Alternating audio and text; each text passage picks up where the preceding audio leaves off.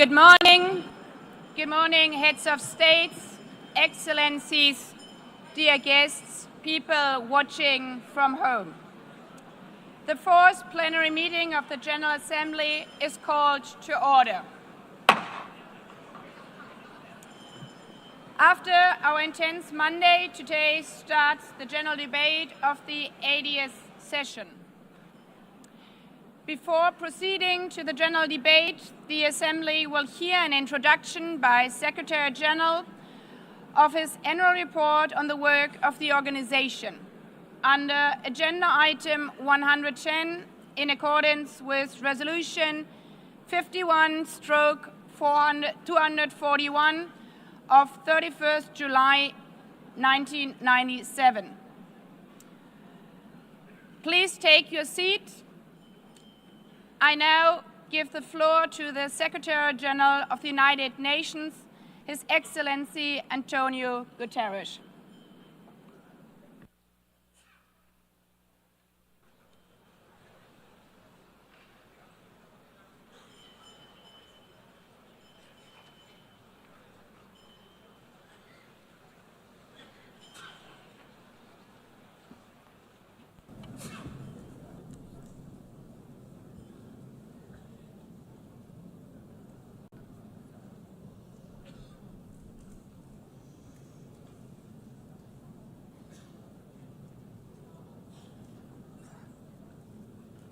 Please, could you take your seats?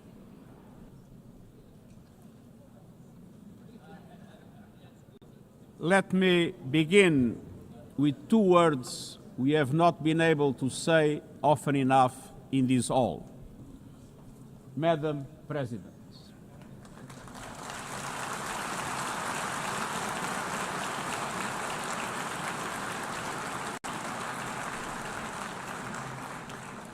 Excellencies, ladies and gentlemen, 8 years ago, in a world scorched by war, leaders made a choice: cooperation over chaos, law over lawlessness, peace over conflict. And that choice gave birth to the United Nations, not as a dream for perfection, but as a practical strategy for the survival of humanity. Many of our founders had seen firsthand the hell of the death camps and the terror of war. They knew that true leadership meant creating a system to prevent a replay of those horrors, a firewall against the flames of conflict and World War III, a forum for sovereign states to pursue dialogue and cooperation, and the concrete affirmation of an essential human truth: we are all in this together. And this General Assembly Hall is the heartbeat of that truth. It is why for decades, world leaders have come to this one-of-a-kind podium. It is why you are here today. Because at its best, the United Nations is more than a meeting place. It's a moral compass, a force for peace and peacekeeping, a guardian of international law, a catalyst for sustainable development, a lifeline for people in crisis, a lighthouse for human rights, and the center that transforms your decisions, the decisions of member states, into action. 80 years on, we confront again the question our founders faced, only more urgent, more intertwined, more unforgiving. What kind of world do we choose to build together? Excellencies, we have our work cut out for us, as our ability to carry out that work is being cut from us. We have entered in an age of reckless disruption and relentless human suffering. Look around. The principles of the United Nations that you have established are under siege. Listen, the pillars of peace and progress are buckling under the weight of impunity, inequality, and indifference. Sovereign nations invaded, hunger weaponized, truth, silence, rising smoke from bombed-out cities, rising anger in fractured societies, rising seas swallowing coastlines. Each one a warning, each one a question. What kind of world will we choose? A world of raw power or a world of laws? A world that is a scramble for self-interest or a world where nations come together? A world where might makes right or a world of rights for all? Excellencies, our world is becoming increasingly multipolar, and this is positive, reflecting a more diverse, dynamic global landscape.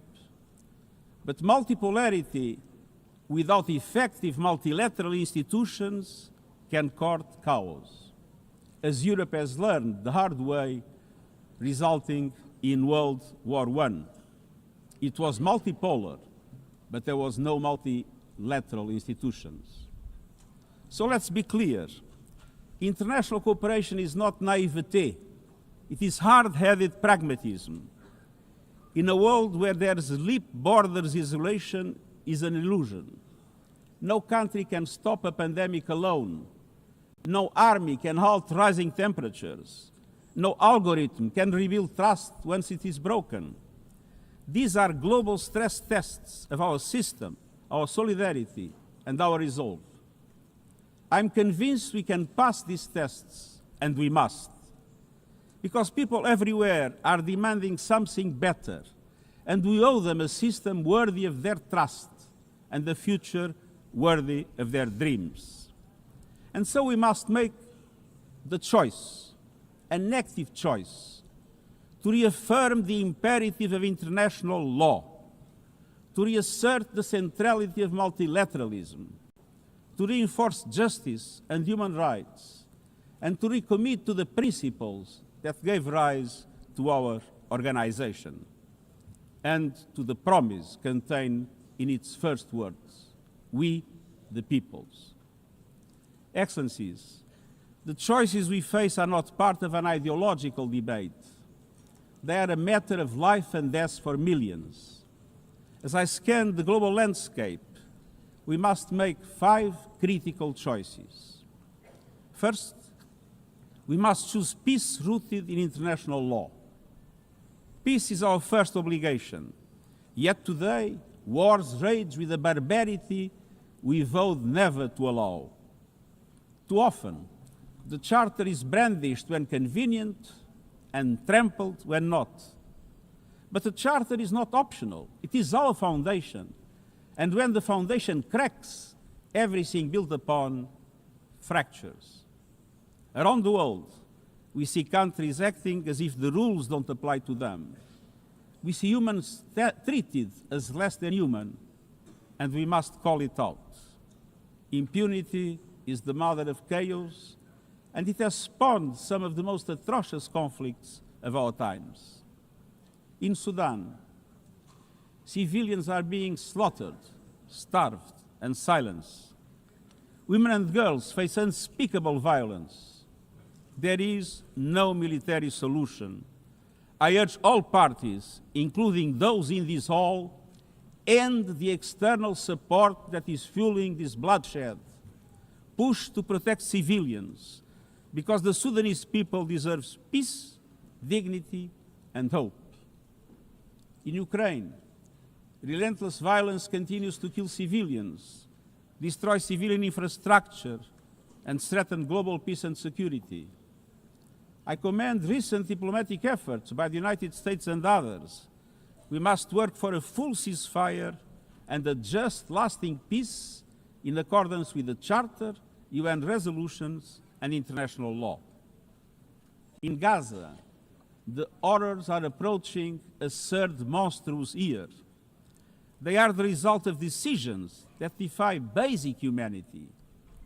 The scale of death and destruction are beyond any other conflict in my years as Secretary General.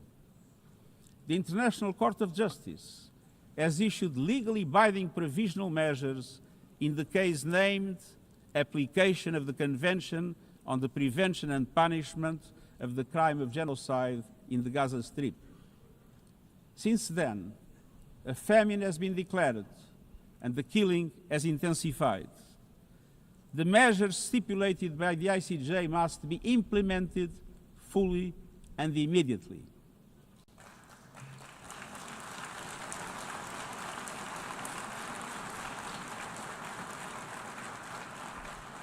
Nothing can justify the horrific Hamas terror attacks of October 7 and the taking of hostages, both of which I have repeatedly condemned. And nothing can justify the collective punishment of the Palestinian people and the systematic destruction of Gaza. We know what is needed. Permanent ceasefire now. All the hostages released now. Full humanitarian access now. And we must not relent in the only viable answer to sustainable Middle East peace, a two-state solution as so eloquently reaffirmed yesterday. We must urgently reverse dangerous trends on the ground. Relentless settler expansion and violence and the looming threat of annexation must stop. Everywhere, from Haiti to Yemen, to Myanmar and the Sahel and beyond, we must choose peace anchored in international law. The past year has brought glimmers of hope, including the ceasefire between Cambodia and Thailand and the agreement between Azerbaijan and Armenia brokered by the United States. But far too many crises continue unchecked. Impunity prevails, lawlessness is a contagion, it invites mayhem, accelerates terror, and risks a nuclear free-for-all. When accountability shrinks, graveyards grow. When UN staff and facilities are attacked, violating legal obligations, so too is the core of our ability to serve and deliver. The Security Council must live up to its responsibilities. It must be more representative, more transparent, and more effective. And beyond crisis response, we must tackle the injustices that ignite conflict: exclusion, inequality, impunity, and corruption. The surest way to silence the guns is to raise the volume for justice. Real security is born of fairness and opportunity for all. Excellencies, this leads me to my second point. We must choose human dignity and human rights. Human rights are not an ornament of peace, they're its bedrock. Human rights, economic, social, cultural, political, and civil, are universal, indivisible, and interdependent. Choosing rights means more than words. It means choosing justice over silence. It means protecting freedom and civic space, advancing equality for women and girls, confronting racism and discrimination in all its forms, protecting human rights defenders, journalists, and freedom of speech, and upholding the rights of refugees and migrants so that mobility is safe and in accordance with international law. Human rights are a daily battle, online and offline. They require political will. But dignity is not only about the protection of rights. It is about rights fulfilled through inclusive and resilient development. Rights that put an end to poverty and hunger. Rights that open doors to education, health, and opportunity. The Sustainable Development Goals are our shared roadmap for achieving these rights. But in order to make progress down this road, we need fuel. And that fuel is finance. We've seen what development done right can deliver. In the past decade, millions more have gained access to electricity, clean cooking solutions, and to the internet. Child marriage is in retreat. Women's representation is growing, but cuts to aid are wreaking havoc. They are a death sentence for many. For so many more, a stolen future. This is the great paradox of our time. We have the solutions, but we are siphoning off the fuel that would make it possible to make progress. To choose dignity, we must choose financial justice and solidarity. We need to reform the international financial architecture so that it drives development for all. With bigger and bolder multilateral development banks, lending more and mobilizing more private capital for developing countries, with faster and fairer debt relief mechanisms, helping every country in crisis, including middle-income countries. Protecting natural resources by tackling illicit financial flows and abusive tax practices that rob societies of their future. And global financial institutions that represent today's world, with far greater participation of developing countries in terms of their composition and their decision-making. So let us choose a global economy that works for everyone, men and women. Let us choose human rights and dignity. And let us equip ourselves with the means to ensure a transition for people and the planet. Excellencies, this brings me to the third choice. We must choose climate justice. The climate crisis is accelerating, but so are the solutions.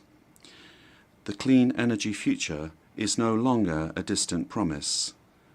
It's already here. No government, industry, or special interest can stop it.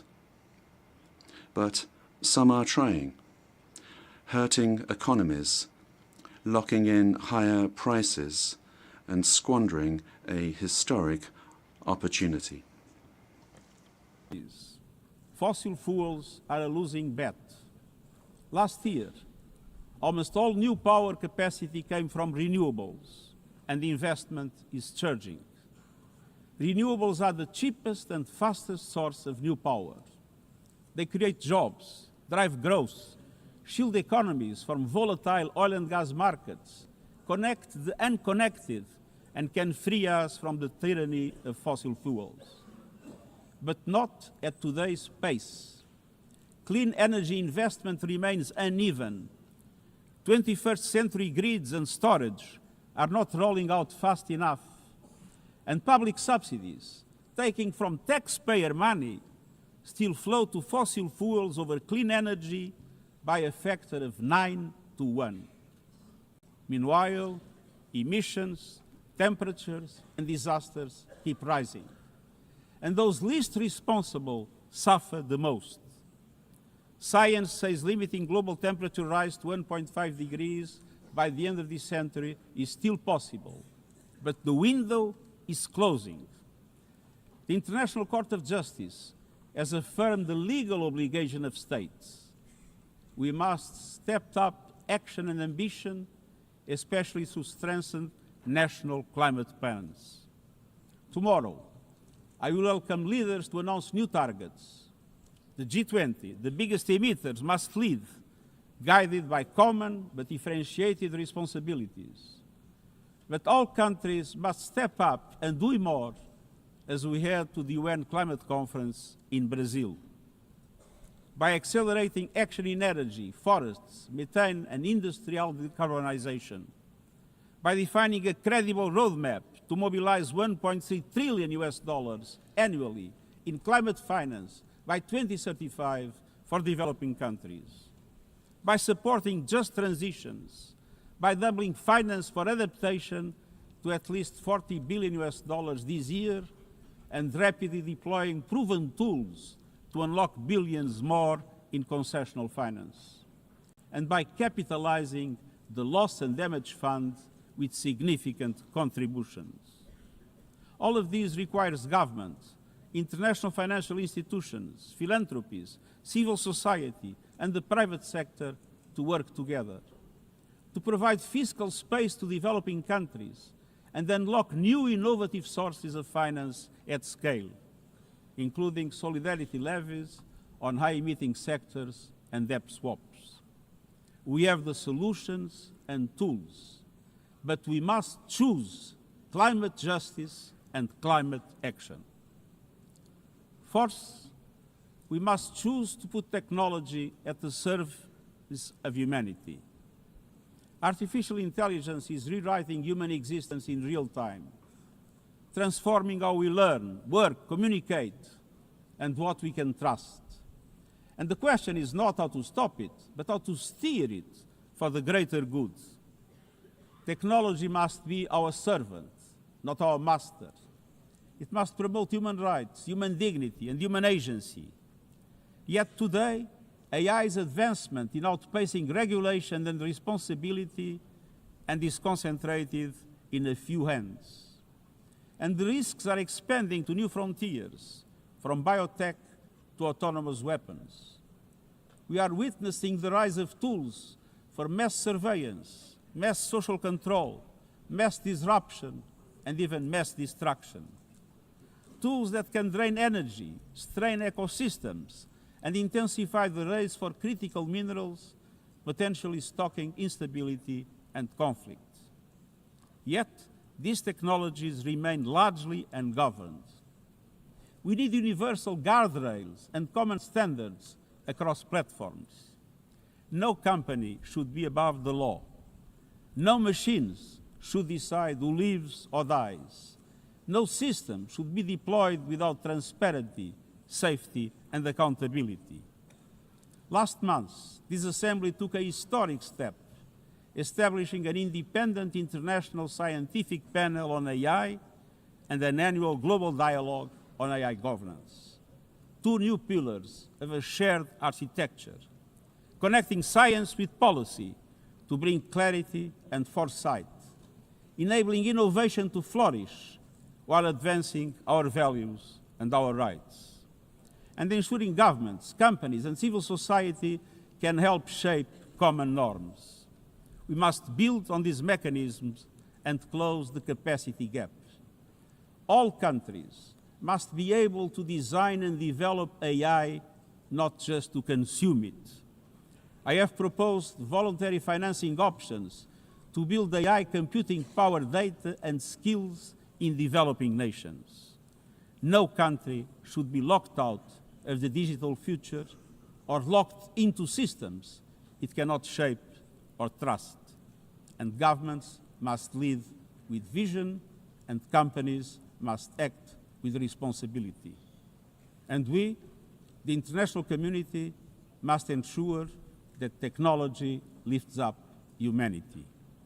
So let us choose cooperation over fragmentation, ethics over expediency, and transparency over opacity. Technology will not wait for us, but we can still choose what it serves. So let us choose wisely. Fifth and finally, to meet all these goals, we must choose to strengthen the United Nations for the 21st century. The forces shaking our world are also testing the foundations of the United Nations system. We are being hit by rising geopolitical tensions and divisions, chronic uncertainty, and mounting financial strain. But those who depend on the United Nations must not be made to bear the cost, especially now, when for every dollar invested to support our core work to build peace, the world spends $750 on weapons of war. This is not only unsustainable, it is indefensible. In this moment of crisis, the United Nations has never been more essential. The world needs our unique legitimacy, our convening power, our vision to unite nations, to bridge divides and confront the challenges before us. The Pact for the Future has shown your determination to build a United Nations that is stronger, more inclusive, and more effective. That is the logic and the urgency of our UN80 initiative. We are moving swiftly and decisively. I put forward concrete proposals, a revised budget for 2026 that strengthens accountability, improves delivery, and cuts costs. Practical reforms to implement mandates more effectively and efficiently with greater impact. And ideas to spark a paradigm shift in the structure of the UN and how its parts work together. Most of these decisions rest with you, the Member States, and we will move forward in full respect of the established procedures. Together, let us choose to invest in a United Nations that adapts, innovates, and is empowered to deliver for people everywhere. Excellencies, my overriding message comes down to this. Now is the time to choose. It's not enough to know what the right choices are. I urge you to make them. I grew up in a world where choices were few. I was raised in the darkness of dictatorship, where fear silenced voices and hope was nearly crushed. Yet, even the bleakest hours, especially then, I discovered a truth that has never left me. Power does not reside in the hands of those who dominate or divide. Real power resides from people, from our shared resolve to uphold dignity, to defend equality, to believe fiercely in our common humanity and the potential of every human being. I learned early to persevere, to speak out, to refuse to surrender, no matter the challenge, no matter the obstacle, no matter the hour. We must and we will overcome. Because in a world of many choices, there is one choice we must never make, the choice to give up. We must never give up. That is my promise to you, for peace, for dignity, for justice, for humanity, for the world we know is possible when we work as one. I will never, ever give up. Thank you.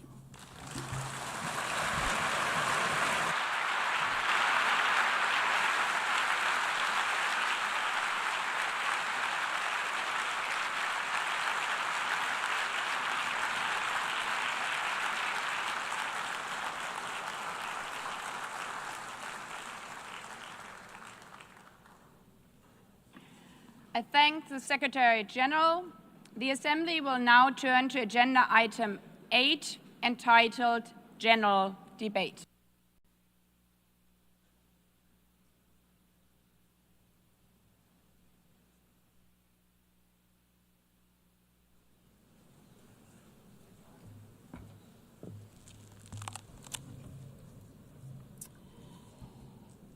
"80 years. Longer than the average human life. This anniversary of the United Nations should have been a moment of celebration. But this is not an ordinary year. Just look at the state of our world, as the Secretary General described. Thousands of orphans in Gaza are wandering around the rubble, eating sand, drinking contaminated water.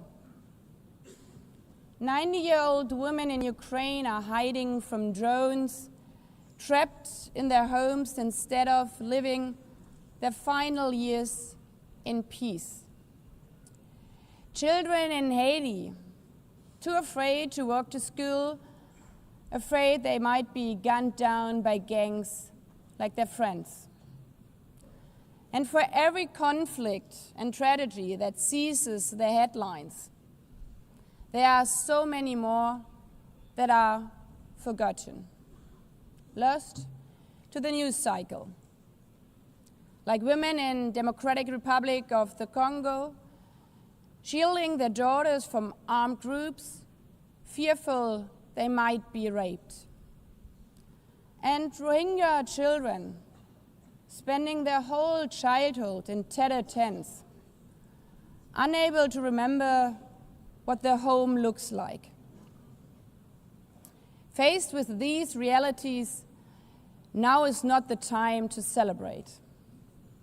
but to ask ourselves, where is the United Nations? Distinguished heads of state and government, Mr. Secretary General, Excellencies, ladies and gentlemen, people out there in the world watching us. Clearly, we have to do better. But what we should not let cynics allow to weaponize these failures, to argue that our institution is a waste of money, outdated, irrelevant. When the principles of the Charter are ignored, is it the UN that has failed? When tanks rolled into Ukraine, was it because Article 2 of the Charter is not clear enough about sovereignty and territorial integrity? When civilians, children, are killed in Gaza, is it humanitarian law at fault for failing to protect them? It's not the Charter which fails. It's not the UN as an institution which fails.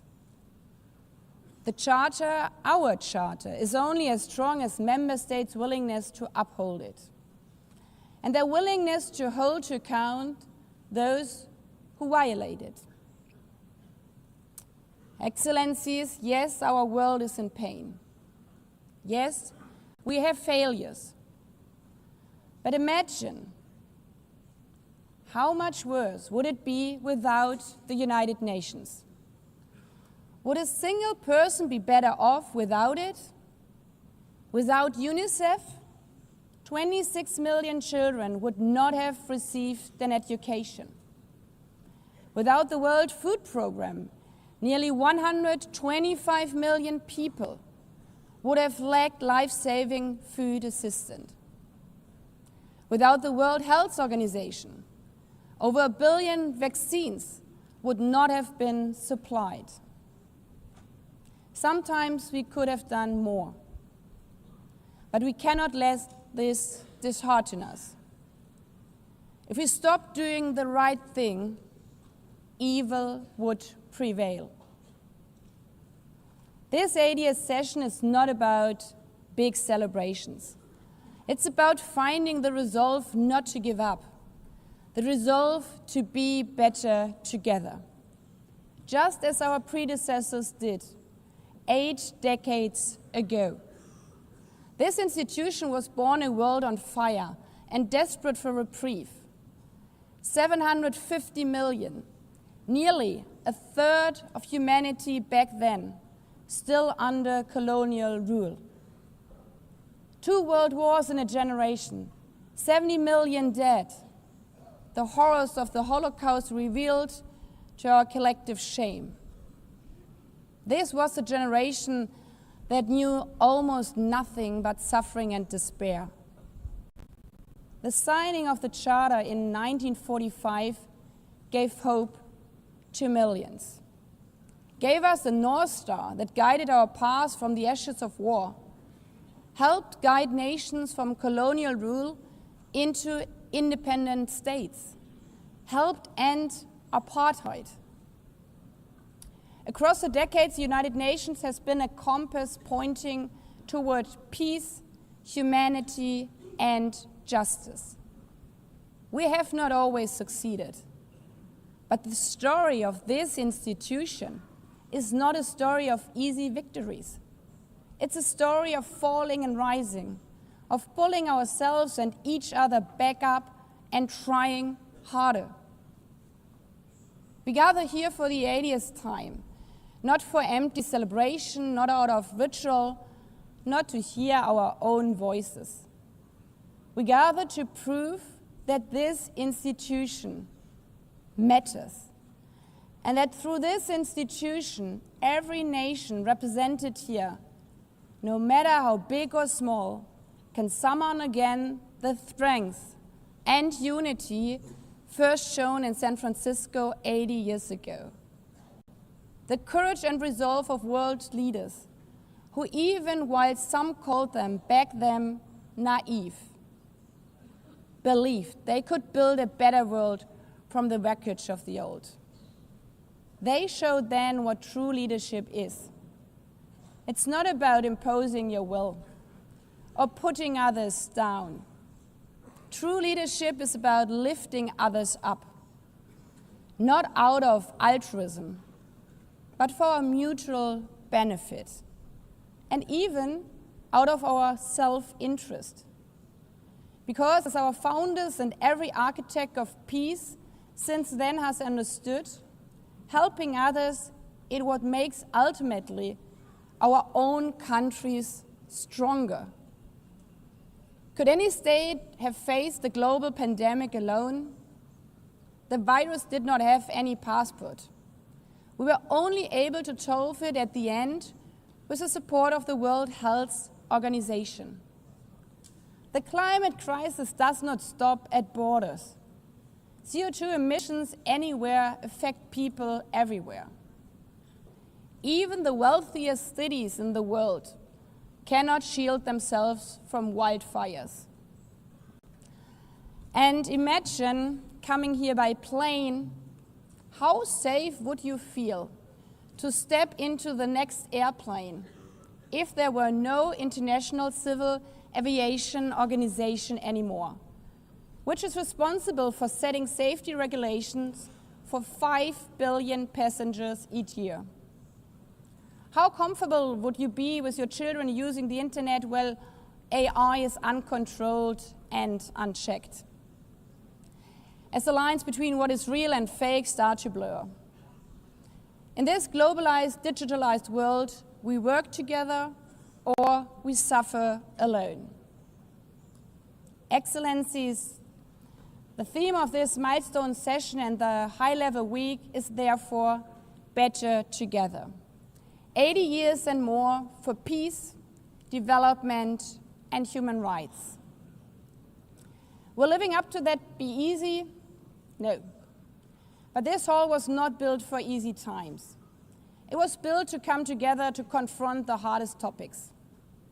This session is a session where the high-level week is about resolving differences. We showed some of it yesterday already. But even the house of dialogue and diplomacy needs a renovation. That is why the UN80 initiative and the wider reform process are not luxuries, but necessities. We are literally now at a crossroads, a make it or break it moment, politically, financially. Therefore, we have to deliver a United Nations that is agile, cost-effective, and fit for purpose. Member states have to give the Secretary General and this process their full support, because reform cannot stop in New York. It must carry through to every capital. That includes delivering the Pact for the Future and accelerating progress on the Sustainable Development Goals. Again, this is not about charity. It's about addressing the core purposes of this institution, about strengthening our foundations across all 3 pillars: peace and security, human rights, and sustainable development. They are inseparable. Leaving hundreds of millions trapped in extreme poverty, vulnerable to crisis, and denied their human rights is not only a moral failure, it's a recipe for global unrest, terrorism, and the tragic waste of humanity's greatest resource, its people. Put it simply, without the SDGs, there cannot be lasting peace. Excellencies, our future as an institution will also be shaped by the selection of the next Secretary General. And here we must pause and reflect. In nearly 80 years, this organization has never chosen a woman for that role. One might wonder how out of 4 billion potential candidates, there could not be found a single one. Of course,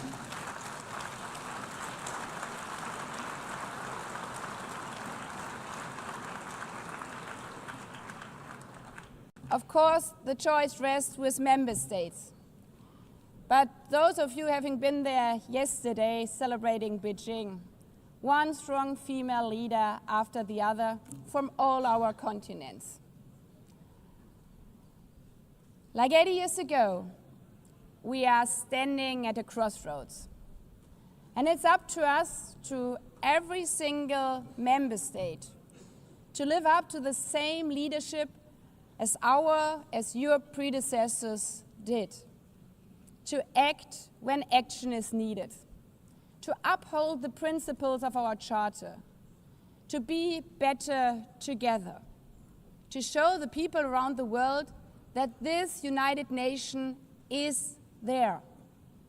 Today, tomorrow, and for the next 8 decades. Because, after all, it's the life insurance for every country.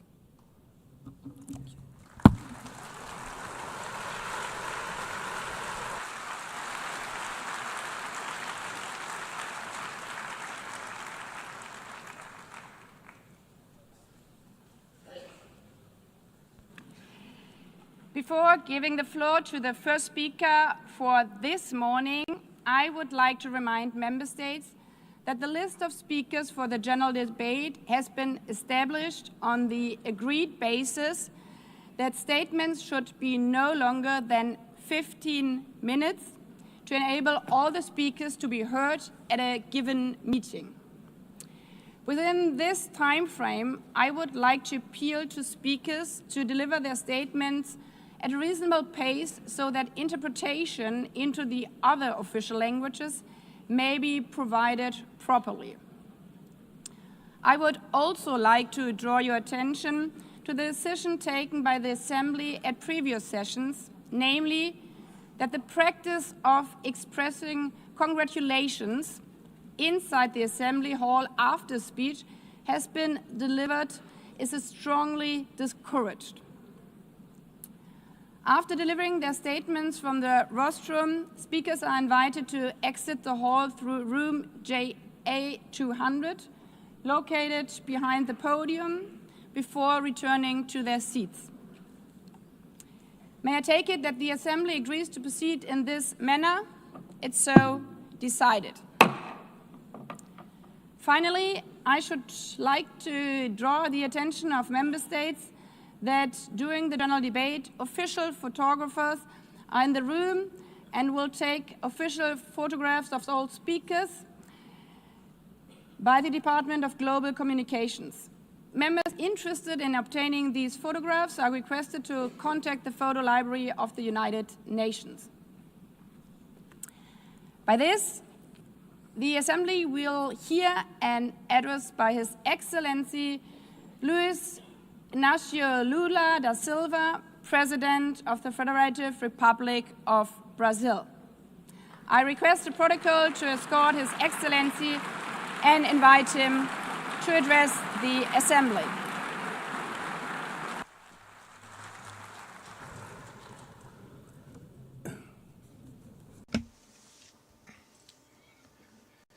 Madam President of the General Assembly, Annalena Baerbock, Mr. Secretary General Antonio Guterres, dear heads of state and government, and representatives of the member states gathered here.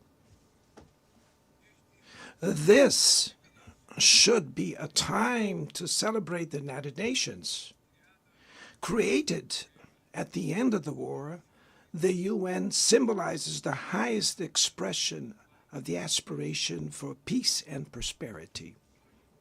Today, however, the ideals that inspired its founders in San Francisco are under threat as never before in their history.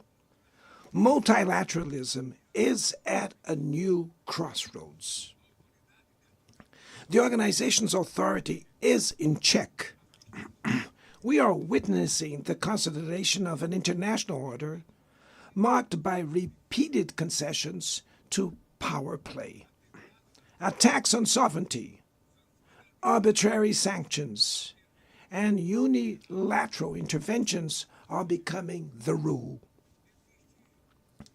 There is a clear parallel between the multilateralism crisis and the weakening of democracy. Authoritarianism is strengthened when we fail to act in the face of arbitrary acts, when the international society falters in defending peace, sovereignty, and the rule of law. The consequences are tragic. Throughout the world, anti-democratic forces are trying to subjugate institutions and stifle freedoms. They worship violence, praise ignorance, act as physical and digital militias, and restrict the press. Even under an unprecedented attack, Brazil chose to resist and defend its democracy, regained 40 years ago by its people after 2 decades of dictatorial governments. There is no justification for unilateral and arbitrary measures against our institutions and our economy. The aggression against the independence of the judiciary branch of power is unacceptable. This interference in domestic affairs is aided by a subservient far right who is nostalgic of past hegemonies. False patriots plan and publicly promote actions against Brazil. Peace cannot be achieved with impunity. A few days ago, and for the first time in 525 years of our history, a former head of state was convicted of attacking the democratic rule of law. He was investigated, indicted, trialed, and held accountable for his actions in a meticulous process.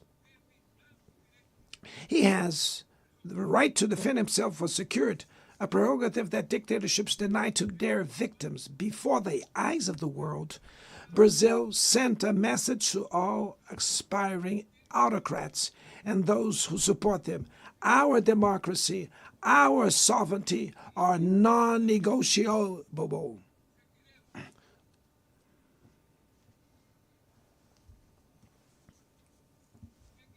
We will continue as an independent nation and as a people free from any type of guardianship. Sound democracies go beyond the electoral ritual. Its strength presupposes the reduction of inequalities, the guarantee of the most basic rights: food, safety, work, housing, education, and health. Democracy fails when women earn less than men or die at the hands of partners and family members. It loses when it closes its doors and blames migrants for the world's ills. Poverty is as much an enemy of democracy as extremism. Therefore, we were proud to receive confirmation from FAO that Brazil has once again left the hunger map in this year, 2025. But in the world, there are still 670 million hungry people, and about 2.3 billion face food insecurity. The only war of which everyone can emerge victorious is the one we wage against hunger and poverty. This is the goal of the global alliance we launched at the G20 and which has the support of 103 countries. The international community needs to revise its priorities, reduce arms spending, and increase development aid. Relieve the service of the foreign debt of the poorest countries, above all African nations, and set minimum global tax standards so that the super rich pay more taxes than workers.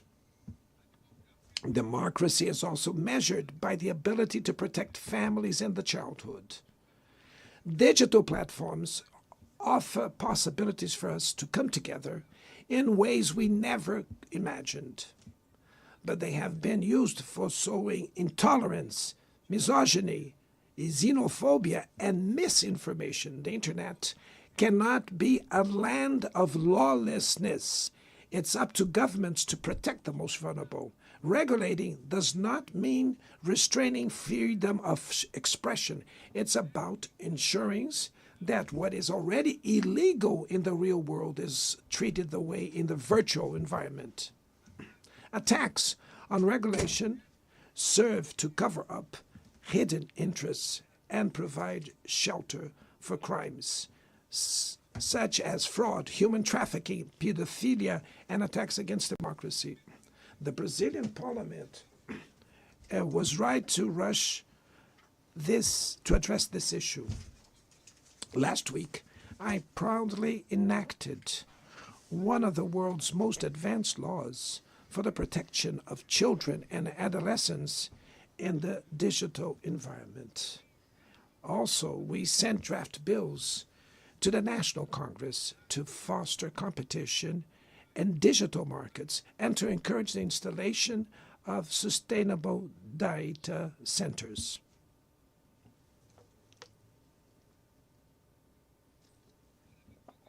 To mitigate the risks of artificial intelligence, we are committed to building multilateral governance in line with the Global Digital Compact that was approved in this plenary last year.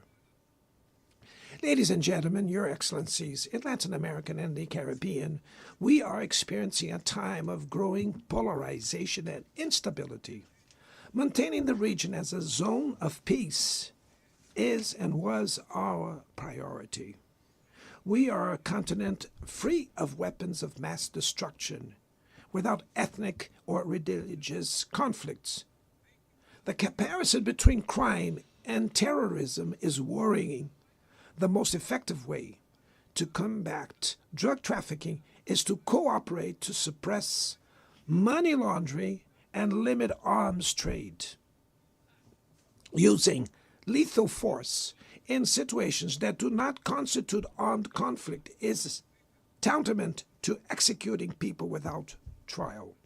Other parts of the planet have already witnessed interventions that cause greater damage than intended, with serious humanitarian consequences. The path to dialogue must not be closed in Venezuela. Haiti has the right to a violence-free future, and it is unacceptable that Cuba be listed as a country that sponsors terrorism. In the conflict in Ukraine,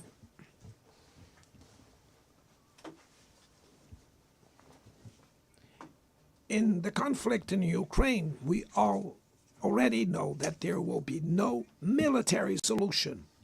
The recent meeting in Alaska raised hopes for a negotiated way out. It's necessary to pave the way for a realistic solution.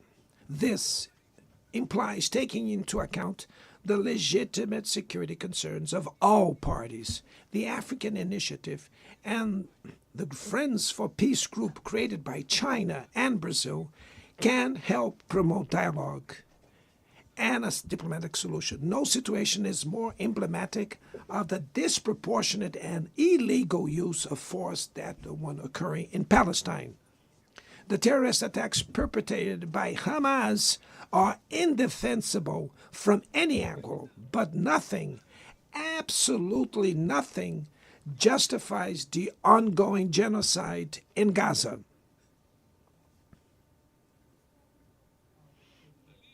There, under tons of rubble, are buried tens of thousands of innocent women and children. There, we can see that international humanitarian law and the myth of ethical exceptionalism of the West are also being buried there. This massacre would not have happened without the complicity of those who could have prevented it. In Gaza, hunger is used as a weapon of war, and the forced displacement of populations goes on unpunished. I express my admirations to the Jews who, inside and outside Israel, oppose this collective punishment. The Palestinian people are at risk of disappearing. They will only survive with an independent state integrated to the international community. This is the solution defended by more than 150 UN members, reaffirmed yesterday here in this very plenary, but barred by a single veto. It is regrettable that President Mahmoud Abbas was prevented by the host country of occupying the Palestinian bench at this historical moment.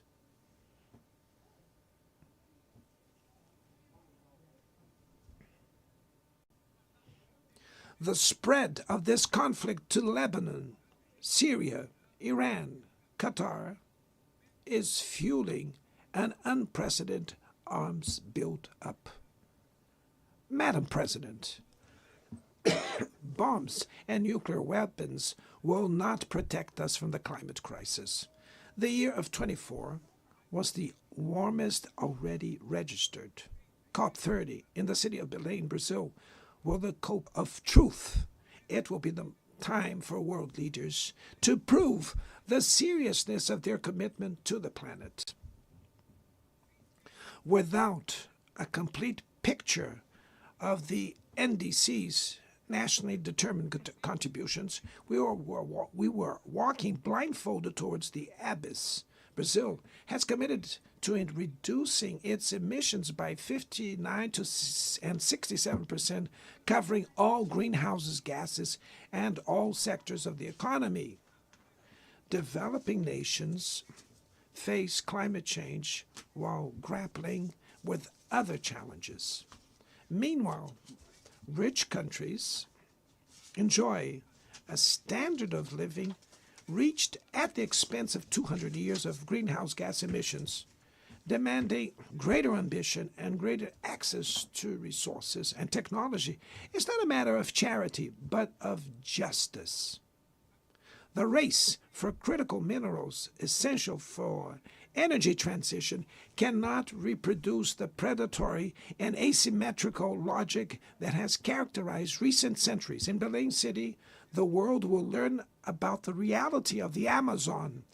Brazil has already reduced deforestation by half in the region in the last 2 years. Eradicating it requires ensuring decent living conditions for its millions of inhabitants. Promoting sustainable development is the objective of the Tropical Forest Forever facility, which Brazil intends to launch to compensate countries that keep their forests standing. But the time has come to move from the negotiation phase to the implementation stage. The world owes a lot to the regime created by the Climate Convention. Climate change needs to be brought to the heart of the UN so that it gets the attention it deserves. A council linked to the General Assembly with the power and legitimacy to monitor commitments provide coherence to climate action. This is a fundamental step towards a broader reform of the organization, which would also include an expanded Security Council in the 2 member categories. Few areas have worsened as much as the multilateral trading system.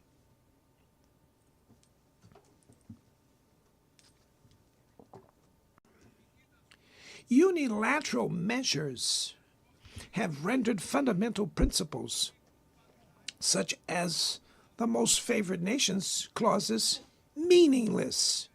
They have disrupted value chains and threw the global economy into a pernicious spiral of high prices and stagnation. It is urgent to refound the WTO based on modern and flexible foundations.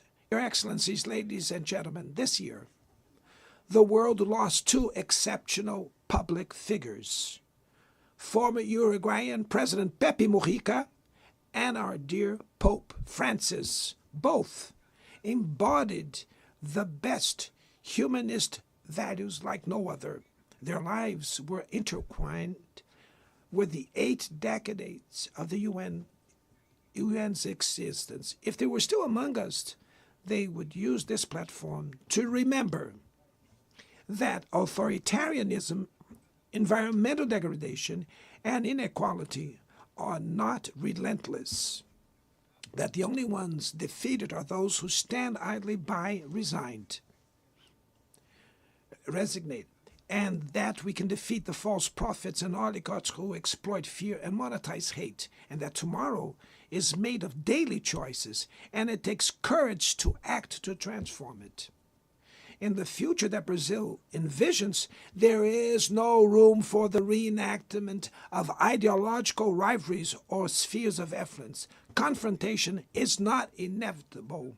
We need leaders with clear visions who understand that the international order is not a zero-sum game.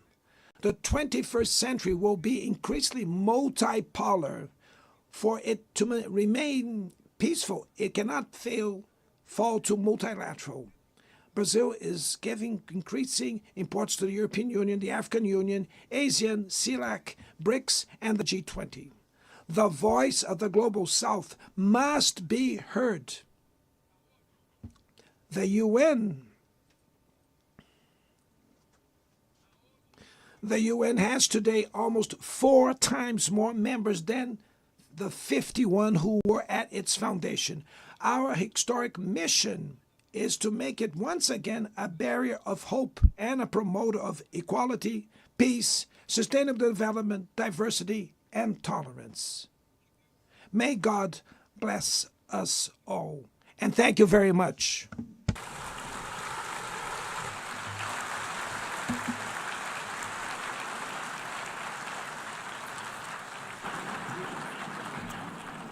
On behalf of the Assembly, I wish to thank the President of the Federative Republic of Brazil,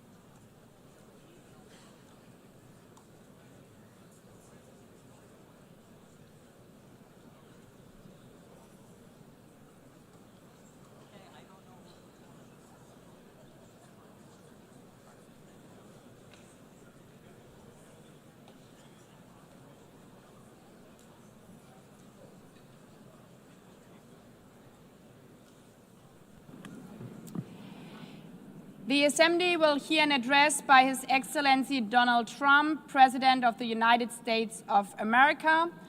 I request protocol to escort His Excellency and invite him to address the Assembly.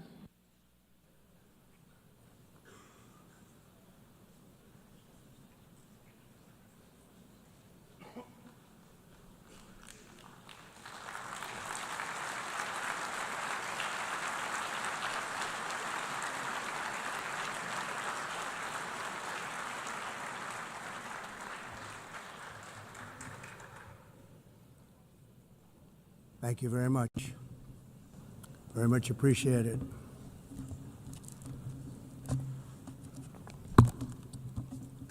And I don't mind making this speech without a teleprompter, because the teleprompter is not working. I feel very happy to be up here with you nevertheless, and that way you speak more from the heart. I can only say that whoever's operating this teleprompter is in big trouble.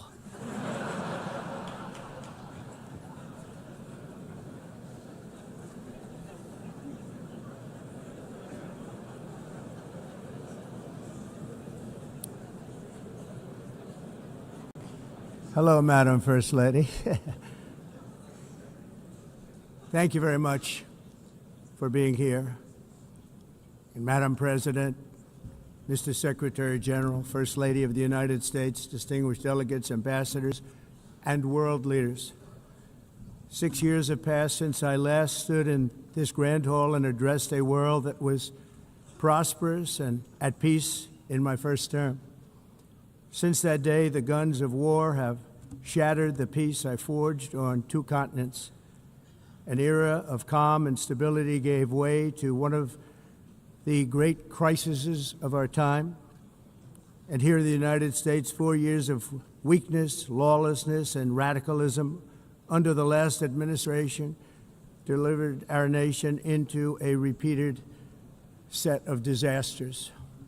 1 year ago, our country was in deep trouble, but today, just 8 months into my administration, we are the hottest country anywhere in the world, and there is no other country even close.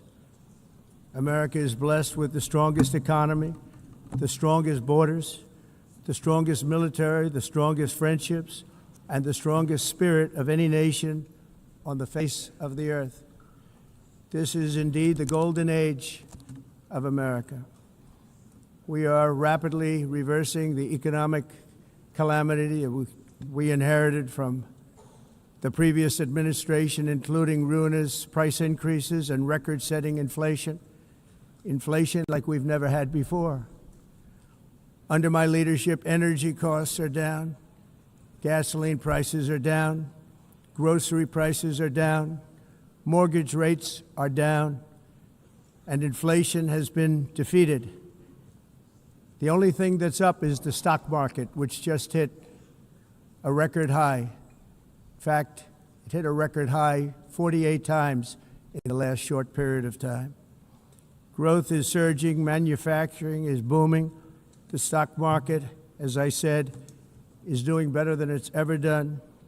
And all of you in this room benefit by that, almost everybody. And importantly, workers' wages are rising at the fastest pace in more than 60 years. And that's what it's all about, isn't it? In 4 years of President Biden, we had less than $1 trillion of new investment into the United States. In just 8 months since I took office, we have secured commitments and money already paid for $17 trillion. Think of it, 4 years, less than $1 trillion, 8 months, much more than $17 trillion is being invested in the United States, and it's now pouring in from all parts of the world. We've implemented the largest tax cuts in American history and the largest regulation cuts in American history, making this once and again the best country on earth to do business. And many of the people in this room are investing in America, and it's turned out to be an awfully good investment during this 8-month period. In my first term, I built the greatest economy in the history of the world. We had the best economy ever, history of the world. And I'm doing the same thing again, but this time it's actually much bigger and even better. The numbers far surpass my record-setting first term. On our southern border, we have successfully repelled a colossal invasion. And for the last 4 months, and that's 4 months in a row, the number of illegal aliens admitted and entering our country has been 0.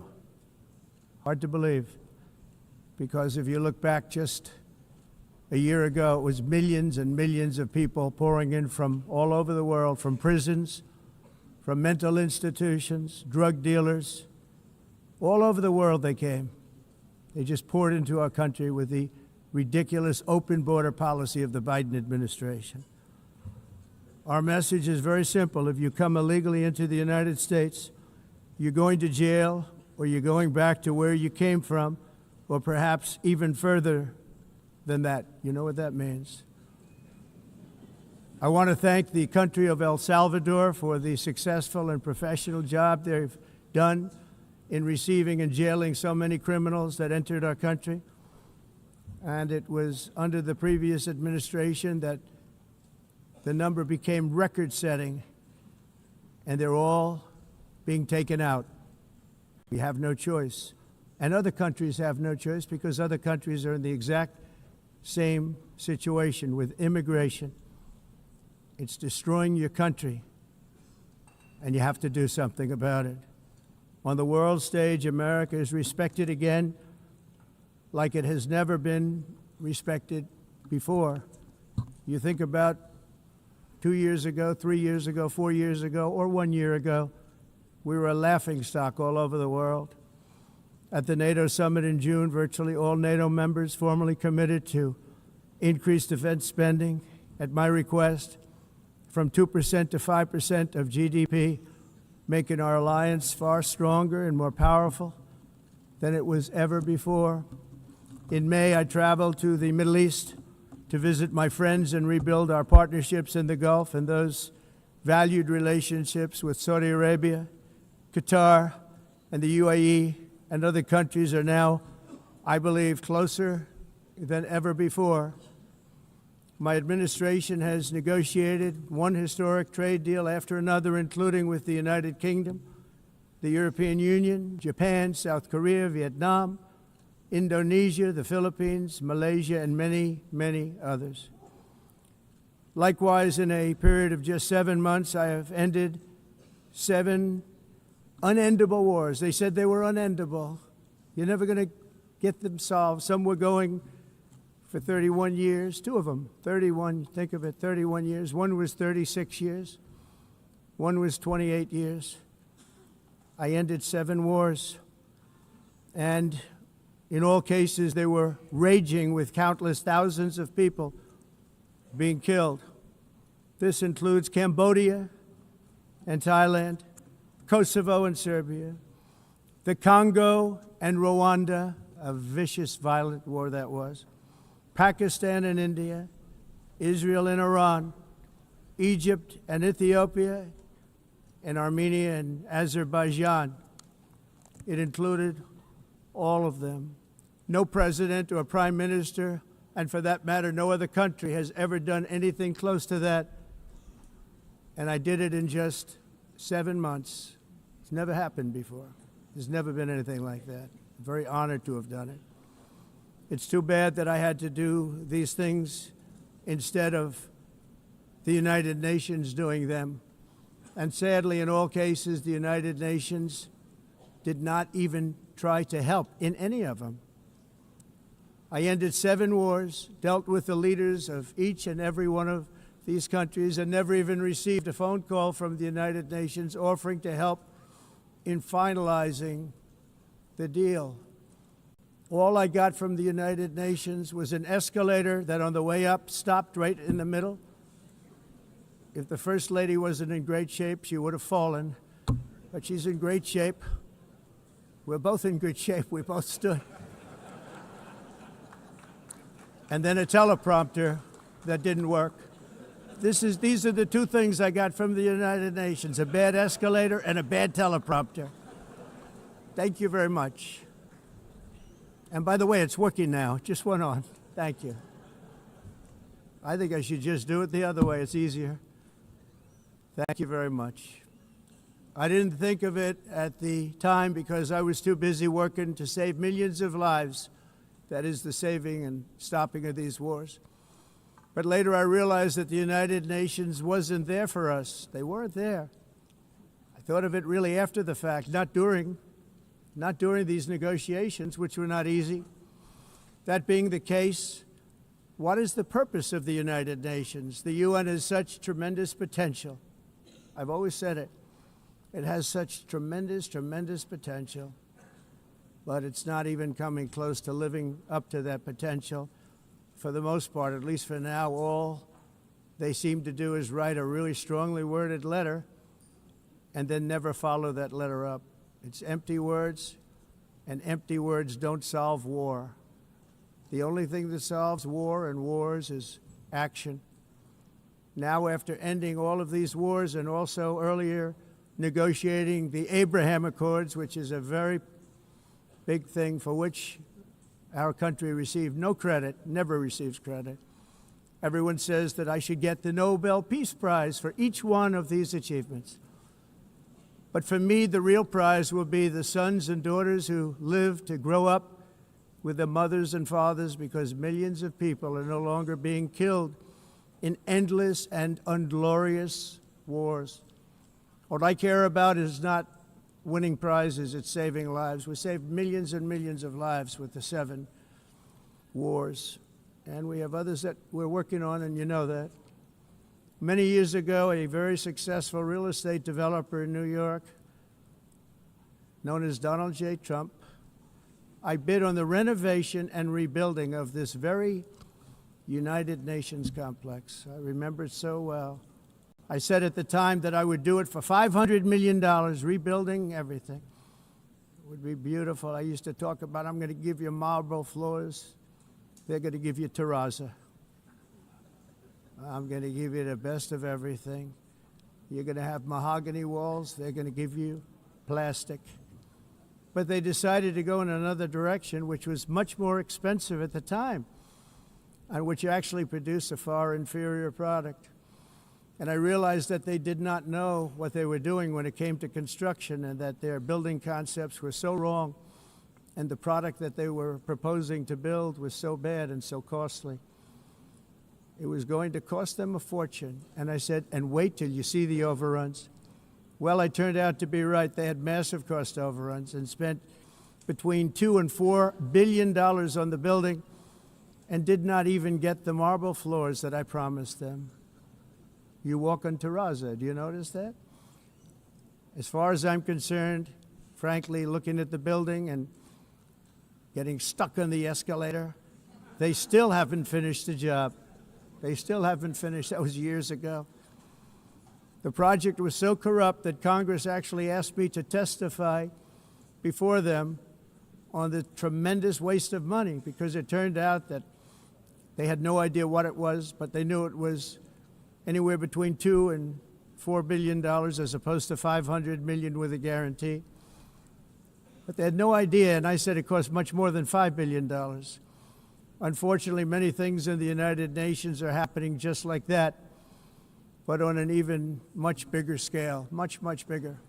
Very sad to see.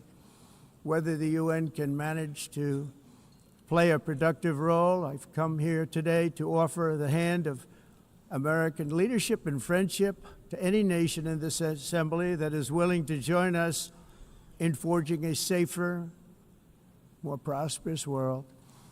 And it's a world that we'll be much happier with. A dramatically better future is within our reach. But to get there, we must reject the failed approaches of the past and work together to confront some of the greatest threats in history. There is no more serious danger to our planet today than the most powerful and destructive weapons ever devised by man, of which the United States, as you know, has many. Just as I did in my first term, I've made containing these threats a top priority, starting with the nation of Iran. My position is very simple. The world's #1 sponsor of terror can never be allowed to possess the most dangerous weapon. That's why, shortly after taking office, I sent the so-called Supreme Leader a letter making a generous offer. I extended a pledge of full cooperation in exchange for a suspension of Iran's nuclear program. The regime's answer was to continue their constant threats to their neighbors and U.S. interests throughout the region, and some great countries that are right nearby. Today, many of Iran's former military commanders, in fact, I can say almost all of them, are no longer with us. They're dead. And 3 months ago, in Operation Midnight Hammer, 7 American B-2 bombers dropped the 14 30,000-pound each bombs on Iran's key nuclear facilities, totally obliterating everything. No other country on earth could have done what we did. No other country has the equipment to do what we did. We have the greatest weapons on earth. We hate to use them. But we did something that for 22 years people wanted to do. With Iran's nuclear enrichment capacity demolished, I immediately brokered an end to the 12-day war, as it's called. between Israel and Iran, with both sides agreeing to fight no longer. As everyone knows, I have also been deeply engaged in seeking a ceasefire in Gaza. Have to get that done. Have to get it done. Unfortunately, Hamas has repeatedly rejected reasonable offers to make peace. We can't forget October 7th, can we? Now, as if to encourage continued conflict, some of this body is seeking to unilaterally recognize a Palestinian state. The rewards would be too great for Hamas terrorists for their atrocities. This would be a reward for these horrible atrocities, including October 7th, even while they refuse to release the hostages or accept a ceasefire. Instead of giving to Hamas and giving so much, because they've taken so much, they have taken so much. This could have been solved so long ago. But instead of giving in to Hamas's ransom demands, those who want peace should be united with one message: release the hostages now. Just release the hostages now. Thank you.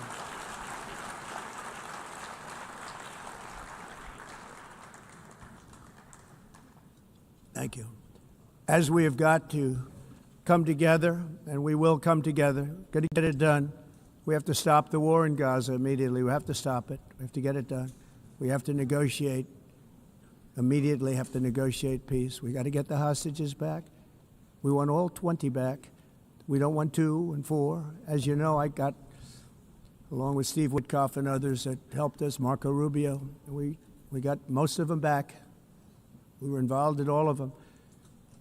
But I always said the last 20 are going to be the hardest, and that's exactly what happened. We have to get them back now. We don't want to get back 2, and then another 2, and then 1, and then 3.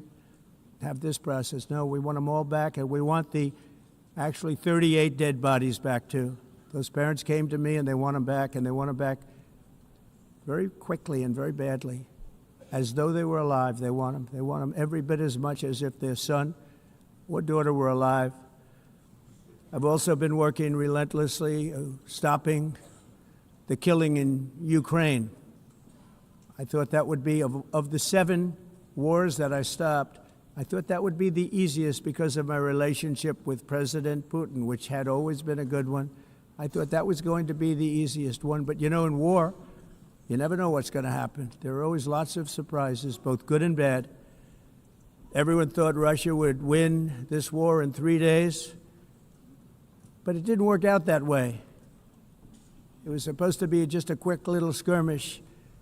It's not making Russia look good. It's making them look bad. No matter what happens from here on out, this was something that should have taken a matter of days, certainly less than a week.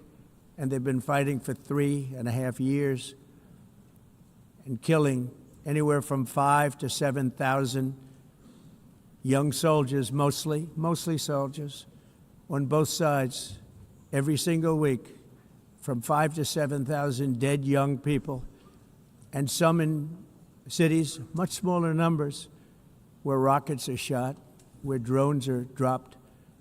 This war would never have started if I were president. This was a war that should have never happened. It shows you what leadership is, what bad leadership can do to a country. Look what happened to the United States, and look where we are right now in just a short period of time. The only question now is how many more lives will be needlessly lost on both sides. China and India are the primary funders of the ongoing war by continuing to purchase Russian oil. But inexcusably, even NATO countries have not cut off much Russian energy and Russian energy products, which, as you know, I found out about 2 weeks ago, and I wasn't happy. Think of it. They're funding the war against themselves. Who the hell ever heard of that one? In the event that Russia is not ready to make a deal to end the war, then the United States is fully prepared to impose a very strong round of powerful tariffs, which would stop the bloodshed, I believe, very quickly. But for those tariffs to be effective, European nations, all of you are gathered here right now, would have to join us in adopting the the exact same measures. I mean, you're much closer to this. We have an ocean in between. You're right there. And Europe has to step it up. They can't be doing what they're doing. They're buying oil and gas from Russia while they're fighting Russia. It's embarrassing to them, and it was very embarrassing to them when I found out about it, I can tell you that. But they have to immediately cease all energy purchases from Russia. Otherwise, we're all wasting a lot of time. So I'm ready to discuss this. We're going to discuss it today with the European nations, all gathered here. I'm sure they're thrilled to hear me speak about it, but that's the way it is. I like to speak my mind and speak the truth. As we seek to reduce the threat of dangerous weapons today, I'm also calling on every nation to join us in ending the development of biological weapons once and for all. And biological is terrible, and nuclear is even beyond, and we include nuclear in that. We want to have a cessation of the development of nuclear weapons. We know, and I get to view it all the time. Sir, would you like to see? And I look at weapons that are so powerful that we just can't ever use them. If we ever use them, the world literally might come to an end. There would be no United Nations to be talking about. There would be no nothing. Just a few years ago, reckless experiments overseas gave us a devastating global pandemic. Yet despite that worldwide catastrophe, many countries are continuing extremely risky research into bioweapons and man-made pathogens. This is unbelievably dangerous. To prevent potential disasters, I'm announcing today that my administration will lead an international effort to enforce biological weapons convention, which is going to be meeting with the top leaders of the world by pioneering an AI verification system that everyone can trust. Hopefully the UN can play a constructive role, and it will also be one of the early projects under AI. Let's see how good it is, because a lot of people are saying it could be one of the great things ever, but it also can be dangerous, but it can be put to tremendous use and tremendous good, and this would be an example of that. Not only is the UN not solving the problems it should, too often, it's actually creating new problems for us to solve. The best example is the #1 political issue of our time, the crisis of uncontrolled migration. It's uncontrolled. Your countries are being ruined. The United Nations is funding an assault on Western countries and their borders. In 2024, the UN budgeted $372 million in cash assistance to support an estimated 624,000 migrants journeying into the United States. Think of that. The UN is supporting people that are illegally coming into the United States, and then we have to get them out. The UN also provided food, shelter, transportation, and debit cards to illegal aliens. Can you believe that? On the way to infiltrate our southern border. Millions of people came through that southern border. Just a year ago, millions and millions of people were pouring in, 25 million altogether over the 4 years of the incompetent Biden administration. And now we have it stopped, totally stopped. In fact, they're not even coming anymore because they know they can't get through. But what took place is totally unacceptable. The UN is supposed to stop invasions, not create them and not finance them. In the United States, we reject the idea that mass numbers of people from foreign lands can be permitted to travel halfway around the world, trample our borders, violate our sovereignty, cause unmitigated crime, and deplete our social safety net. We have reasserted that America belongs to the American people, and I encourage all countries to take their own stand in defense of their citizens as well. You have to do that because I see it. I'm not mentioning names. I see it, and I can call every single one of them out. You're destroying your countries. They're being destroyed. Europe is in serious trouble. They've been invaded by a force of illegal aliens like nobody's ever seen before. Illegal aliens are pouring into Europe. Nobody is ever, and nobody's doing anything to change it, to get them out. It's not sustainable. And because they choose to be politically correct, they're doing just absolutely nothing about it. And I have to say, I look at London, where you have a terrible mayor, terrible, terrible mayor, and it's been so changed, so changed. Now they want to go to Sharia law, but you're in a different country. You can't do that. Both the immigration and their suicidal energy ideas will be the death of Western Europe if something is not done immediately. This cannot be sustained. What makes the world so beautiful is that each country is unique.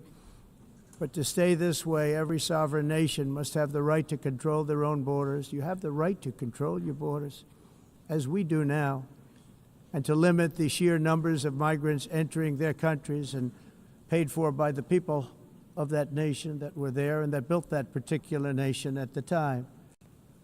They put their blood, sweat, tears, money into that country, and now they're being ruined. Proud nations must be allowed to protect their communities and prevent their societies from being overwhelmed by people they have never seen before, with different customs, religions, with different everything. Where migrants have violated laws, lodged false asylum claims, or claimed refugee status for illegitimate reasons, they should, in many cases, be immediately sent home. And while we will always have a big heart for places and people that are struggling and truly compassionate, answers will be given. We have to solve the problem, and we have to solve it in their countries, not create new problems in our countries. And we are very helpful to a lot of countries that are just not able to send their people anymore. They used to send them to us in caravans of 25,000, 30,000 people each.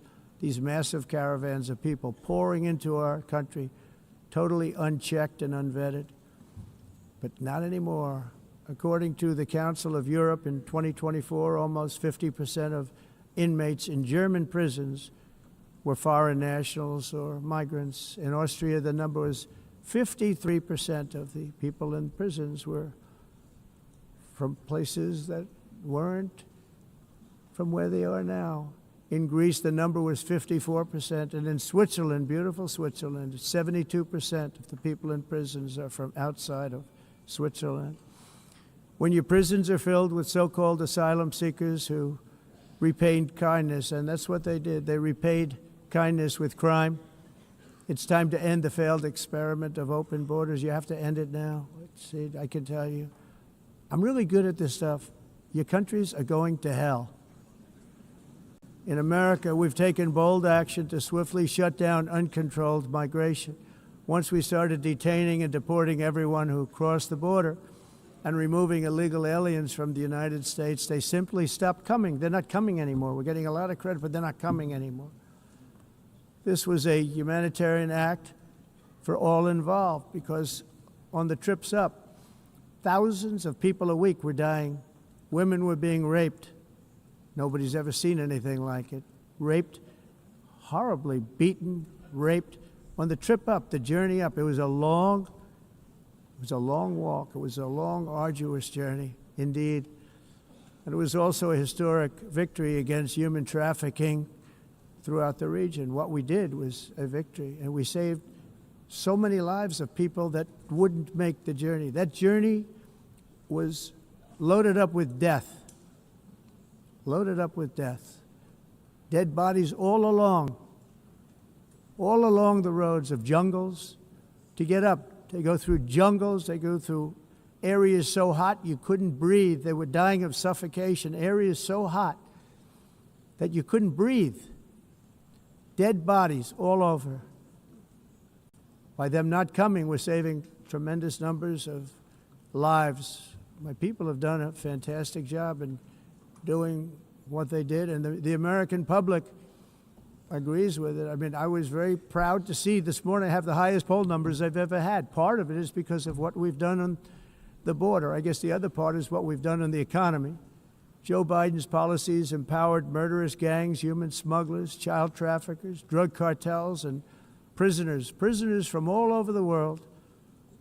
The previous administration also lost nearly 300,000 children. Think of that. They lost more than 300,000 children, little children, who were trafficked into the United States on the Biden watch, many of whom have been raped, exploited, and abused, and sold. Sold. Nobody talks about that. The fake news doesn't write about it. With many others, young children who are missing or dead. And we found a lot of these children, and we're sending them back, and we've been sending them back to their parents. They said, nobody knows who they are. They said, where do you come from? And they'll give us a country, and we'll find out, and we'll figure it out, and we'll bring them back to their homes. And the mother and father rush to the door, and their tears in their eyes. They can't believe that they're seeing their son or daughter, their little son or daughter again. We've done almost 30,000 of them so far. Any system that results in the mass trafficking of children is inherently evil. Yet that is exactly what the globalist migration agenda has done, and it's what it's all about. In America, those days, as you know, are over. The Trump administration is working, and we are continuing to work to track down the villains that are causing this problem, and also, as I said, to get back the 30,000 we've already returned. Now I think we're going to have another. We're going to find a lot. You're not going to find all of them. 300, more than 300,000. They're lost or they're dead. They're lost or they're dead because of the animals that did this. To protect our citizens, I've also designated multiple savage drug cartels as far as and you see this, and you see it happening right before your eyes. Let's put it this way. People don't like taking big loads of drugs in boats anymore. There aren't too many boats that are traveling on the seas by Venezuela. They tend not to want to travel very quickly anymore.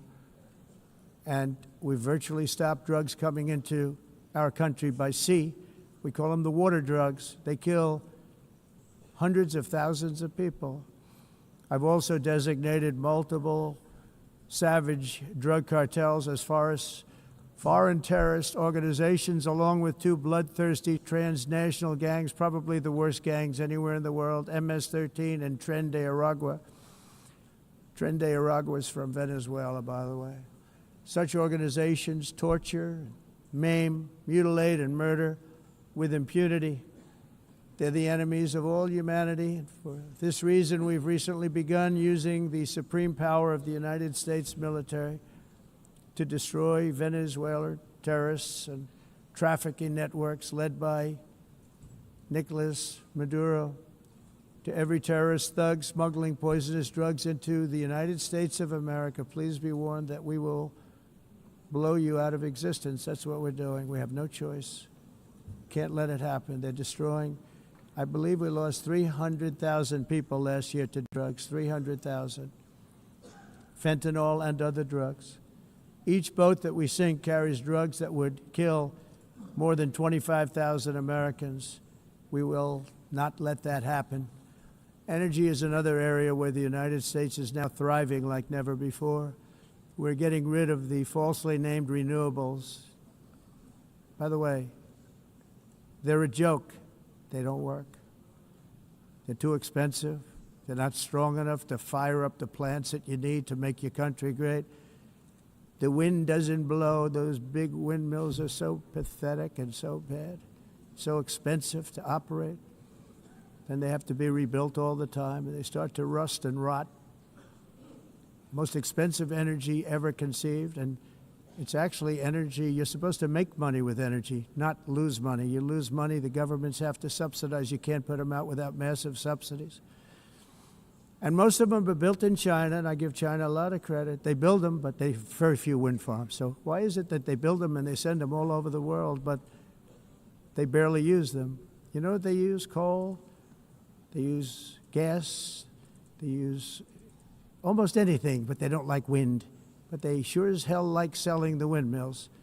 Europe, on the other hand, is a long way to go, with many countries being on the brink of destruction because of the green energy agenda, and I give a lot of credit to Germany. Germany was being led down a very sick path, both on immigration, by the way, and on energy. They were going green, and they were going bankrupt. And the new leadership came in, and they went back to where they were with fossil fuel and with nuclear, which is good. It's now safe, and you can do it properly. But they went back to where they were, and they opened up a lot of different plants, energy-producing plants, and they're doing well. I give Germany a lot of credit for that. They've said this is a disaster, what's happening.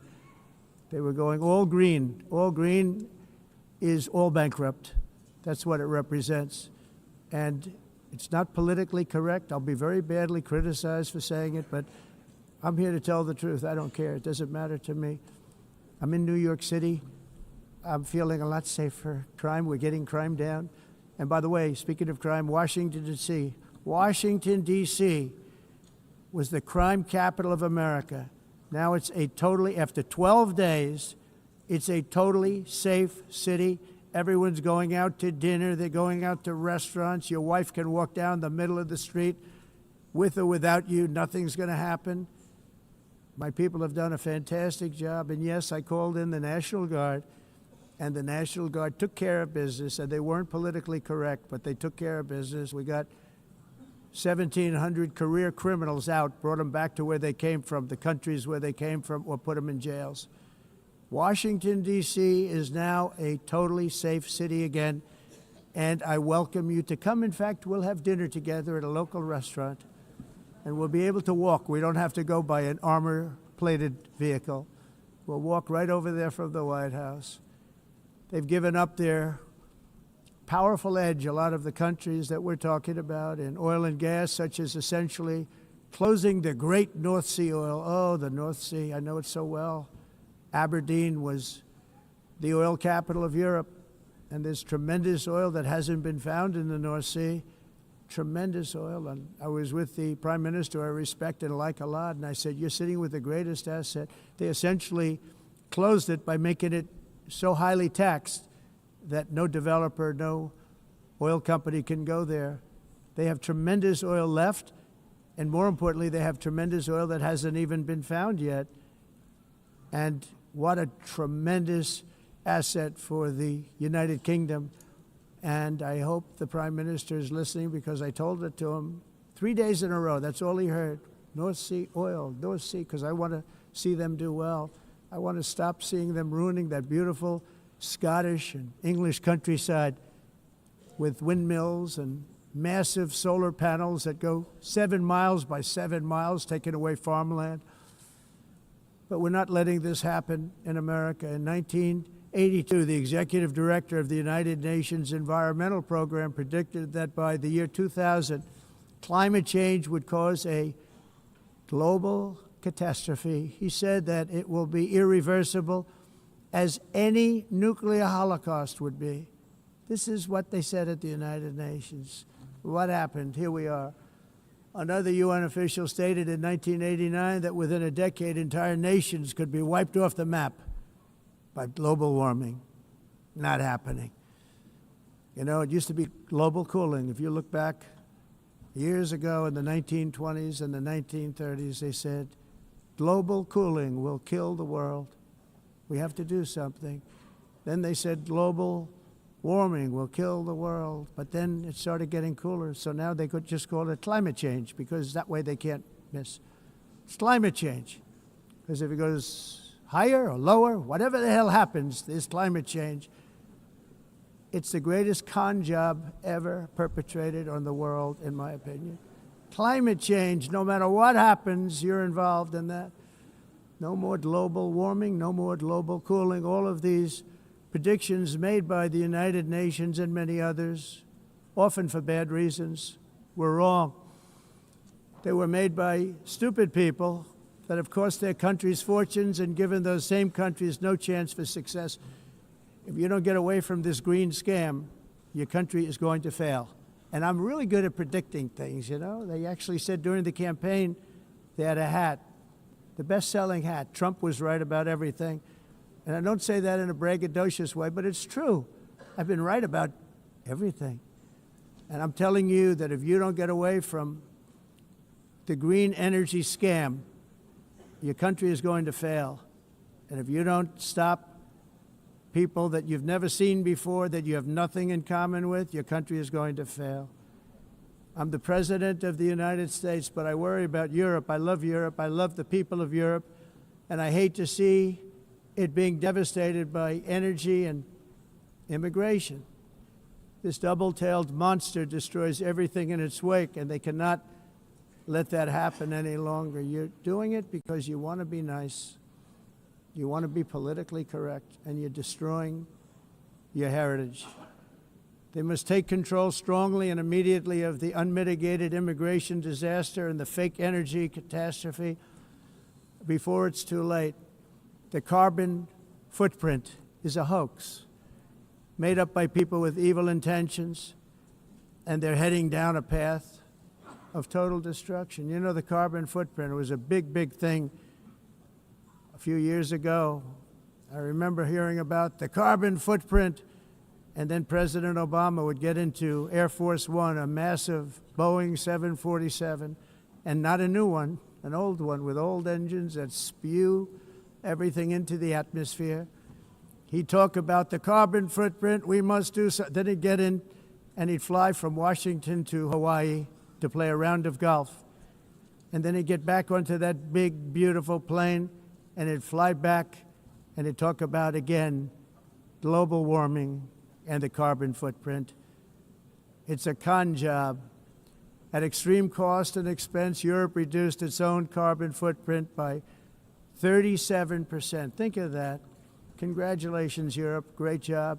You cost yourself a lot of jobs, a lot of factories closed, but you reduced the carbon footprint by 37%. However, for all of that sacrifice and much more, it's been totally wiped out and then some by a global increase of 54%. Much of it coming from China and other countries that are thriving around China, which now produces more CO2 than all the other developed nations in the world. So all of these countries are working so hard on the carbon footprint, which is nonsense, by the way. It's nonsense. You know, it's interesting. In the United States, we have still radicalized environmentalists, and they want the factories to stop. Everything should stop. No more cows. We don't want cows anymore. I guess they want to kill all the cows. They want to do things that are just unbelievable, and you have it too. But you know, we have a border, strong, and we have a shape, and that shape doesn't just go straight up. That shape is amorphous when it comes to the atmosphere. And if we had the most clean air, and I think we do, we have very clean air. We have the cleanest air we've had in many, many years. But the problem is that other countries, like China, which has air that's a little bit rough, it blows. And no matter what you're doing down here, the air up here tends to get very dirty because it comes in from other countries where their air isn't so clean. And the environmentalists refuse to acknowledge that. Same thing with garbage. In Asia, they dump much of their garbage right into the ocean.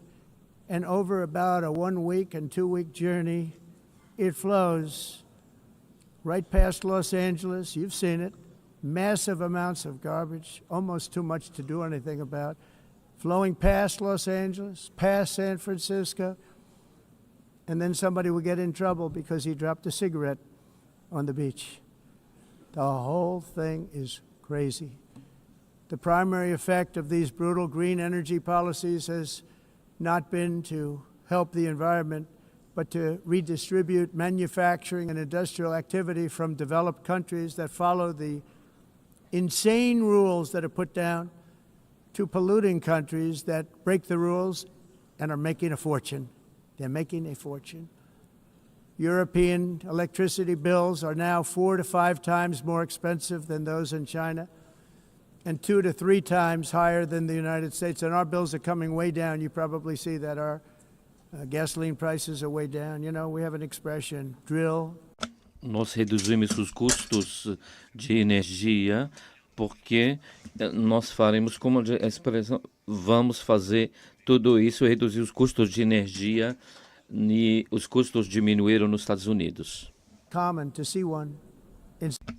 Por exemplo, se você olhar electric costs nos países em approximately faturas de energia, 1,300 heat-related deaths nós não annually. It's a climatizamos, mas nós nos Estados Unidos conseguimos usar eles e evitar aumento da temperatura, porque é muito caro também usar nado e ninguém usa pretending to stop the global tudo isso hoax.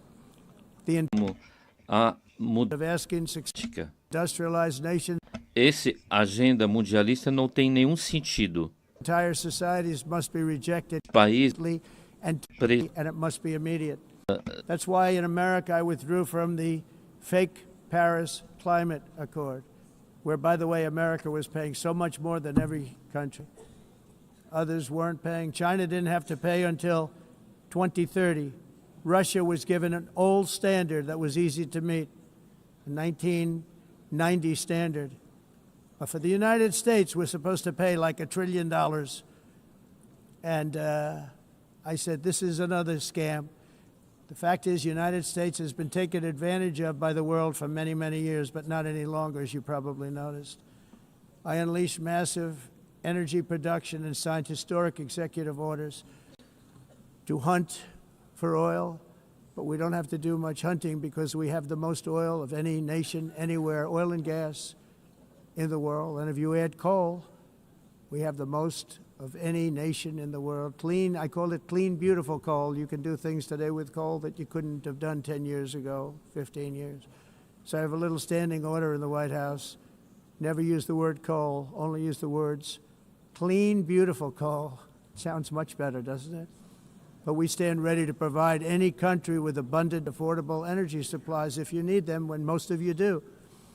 We're proudly exporting energy all over the world. We're now the largest exporter. In the United States, we want trade and robust commerce with all nations, everybody. We want to help nations. We're going to help nations. But it must also be fair and reciprocal. The challenge with trade is much the same with climate. The countries that followed the rules, all their factories have been plundered. It's really sad to watch. They've been broken. They've been broken by countries that broke the rules. That's why the United States is now applying tariffs to other countries, and much as these tariffs were for many years applied to us, uncontrollably applied to us. We've used tariffs as a defense mechanism under the Trump administration, including my first term, where hundreds of billions of dollars in tariffs were taken in. And by the way, we had the lowest inflation, and now we have very low inflation. The only thing different is that we have hundreds of billions of dollars flowing into our country. But this is how we will ensure that the system works for everyone and is sustainable into the future. We're also using tariffs to defend our sovereignty and security throughout the world, including against nations that have taken advantage of former U.S. administrations for decades, including the most corrupt, incompetent administration in history, the sleepy Joe Biden administration. Brazil now faces major tariffs in response to its unprecedented efforts to interfere in the rights and freedoms of our American citizens and others, with censorship, repression, weaponization, judicial corruption, and targeting of political critics in the United States. I have a little problem saying this because I must tell you, I was walking in and the leader of Brazil was walking out. We saw him and I saw him, he saw me, and we embraced. And then I'm saying, can you believe I'm going to be saying this in just 2 minutes? But we actually agreed that we would meet next week. We didn't have much time to talk, like about 20 seconds. They were in retrospect, I'm glad I waited because this thing didn't work out too well. But we did talk. We had a good talk, and we agreed to meet next week, if that's of interest. But he seemed like a very nice man, actually. He liked me, I liked him. But if you, and I only do business with people I like. When I don't like them, I don't like them. But we had, at least for about 39 seconds, we had excellent chemistry. It's a good sign. But also in the past, Brazil, can you believe this, unfairly tariffed our nation, but now because of our tariffs, we are hitting them back, and we're hitting them back very hard. As president, I will always defend our national sovereignty and the rights of American citizens. So I'm very sorry to say this, that Brazil is doing poorly and will continue to do poorly. They can only do well when they're working with us. Without us, they will fail, just as others have failed. It's true. Next year, the United States will celebrate the 250th anniversary of our glorious independence, a testament to enduring power and American freedom and spirit.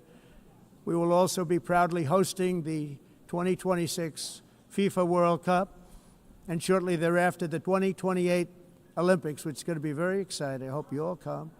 I hope that countless people from all over the globe will take part of these will be great celebrations of liberty and human achievement, and that together we all can rejoice in the miracles of history that began in July 4th, 1776, when we founded the light to all nations. And it's something really that an amazing thing came out of that date.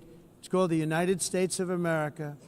In honor of this momentous anniversary, I hope that all countries who find inspiration in our example will join us in renewing our commitment, values, and those values really that we hold so dear. Together, let us defend free speech and free expression. Let us protect religious liberty, including for the most persecuted religion on the planet today. It's called Christianity. And let us safeguard our sovereignty and cherish qualities that have made each of our nations so special, incredible, and extraordinary. In closing, I just want to repeat that immigration and the high cost of so-called green renewable energy is destroying a large part of the free world and a large part of our planet. Countries that cherish freedom are fading fast because of their policies on these two subjects. You need strong borders and traditional energy sources if you are going to be great again. Whether you have come from north or south, east or west, near or far, every leader in this beautiful hall today represents a rich culture, a noble history, and a proud heritage that makes each nation majestic and unique, unlike anything else in human history or any other place on the face of the earth. From London to Lima, from Rome to Athens, from Paris to Seoul, from Cairo to Tokyo and Amsterdam to right here in New York City, we stand on the shoulders of the leaders and legends, generals and giants, heroes and titans who won and built our beloved nations, all of our nations, with their own courage, strength, spirit, and skill. Our ancestors climbed mountains, conquered oceans, crossed deserts, and trekked over wide open plains. They charged into thunderous battles, plunged into grave dangers, and they were soldiers and farmers and workers and warriors and explorers and patriots. They built towns into cities, tribes into kingdoms, ideas into industries, and small islands into mighty empires. You're a part of all of that. They were champions for their people who never gave up and who never, ever gave in. Their values defined our national identities. Their visions forged our magnificent destiny. Everybody in this room is a part of it in your own way. Each of us inherits the deeds and the myths, the triumphs, the legacies of our own heroes and founders who so bravely showed us the way. Our ancestors gave everything for homelands that they defended with pride, with sweat, with blood, with life, and with death. Now the righteous task of protecting the nations that they built belongs to each and every one of us. So together let us uphold our sacred duty to our people and to our citizens. Let us protect their borders, ensure their safety, preserve their cultures, treasure, and traditions, and fight, fight, fight for their precious dreams and their cherished freedoms. And in friendship and really a beautiful vision, let us all work together to build a bright, beautiful planet, a planet that we all share, a planet of peace and a world that is richer, better, and more beautiful than ever before, that can happen. It will happen. It will happen, and I hope it can happen and start right now, right at this moment. We'll turn it around. We're going to make our countries better, safer, more beautiful. We're going to take care of our people. Thank you very much. It's been an honor. God bless the nations of the world. Thank you very much. Bye.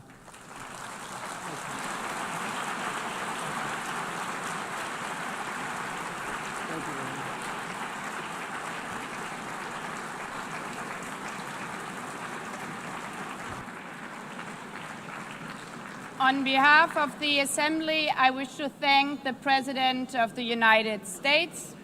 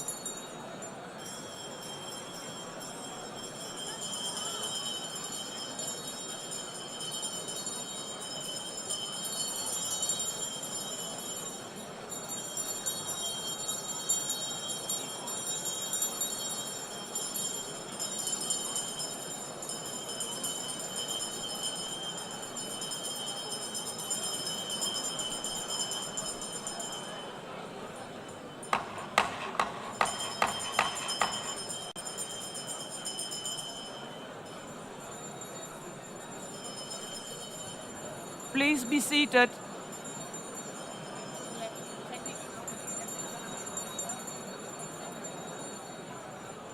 Please be seated.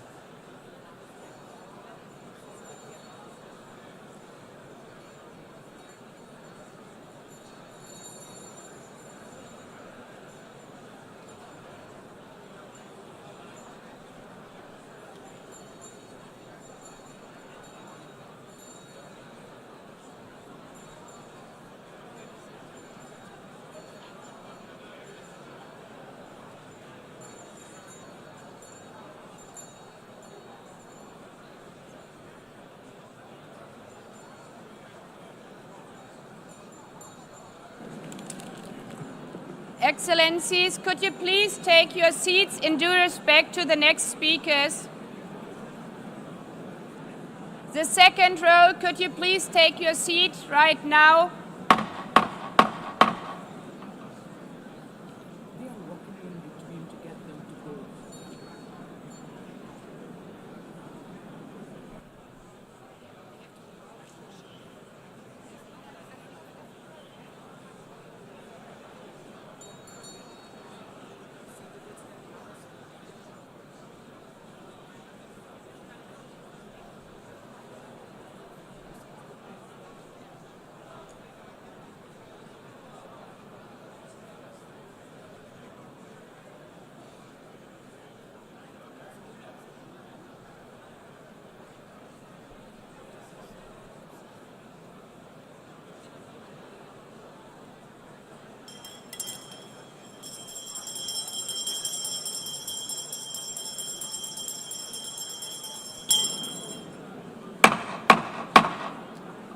Please take a seat now.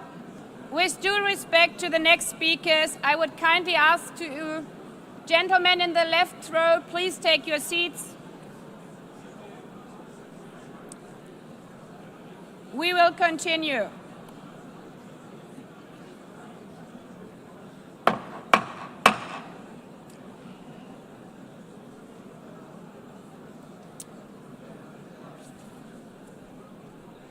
Excellencies, as we are receiving queries, I would like to assure you that don't worry, the UN teleprompters are working perfectly.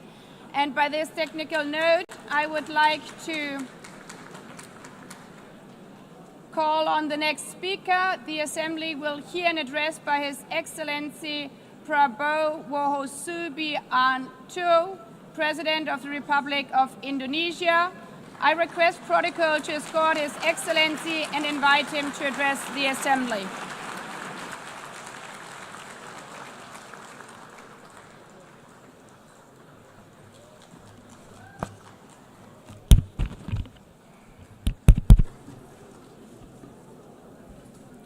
His Excellency, Mr. Antonio Guterres, Secretary General of the United Nations, Her Excellency, Madame Annalena Baerbock, President of the United Nations General Assembly, His Excellency, Mr. Moses Abelian, Under-Secretary General for General Assembly and Management, Excellencies, Heads of States, Heads of Governments, distinguished delegates, ladies and gentlemen. It is indeed a great honor for me to stand in this august General Assembly Hall among leaders and representatives who represent almost all of humanity. We differ in race, religion, and nationality, yet we gather together today as one human family. We are here first and foremost as fellow human beings, each created equal, endowed with unalienable rights to life, liberty, and the pursuit of happiness. The words of the United Nations Declaration of Independence have inspired democratic movements across continents, including the French Revolution, the Russian Revolution, the Mexican Revolution, the Chinese Revolution, and Indonesia's own struggle and journey to freedom.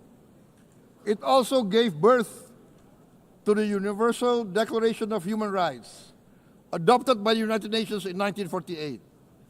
All men are created equal was the creed that opened the way to unprecedented global prosperity and dignity. And yet, in our own era of scientific and technological triumphs, an era capable of ending hunger, poverty, and environmental ruin, we also continue to face today grave dangers, challenges, and uncertainties. Human folly, fueled by fear, racism, hatred, oppression, and apartheid threatens our common future. My country knows this pain. For centuries, Indonesians lived under colonial domination, oppression, and slavery. We were treated less than dogs in our own homeland. We Indonesians know what it means to be denied justice and what it means to live in apartheid, to live in poverty, and to be denied equal opportunity. We also knew what solidarity can do in our struggle for independence, in our fight to overcome hunger, disease, and poverty. The United Nations stood with Indonesia and gave us vital assistance.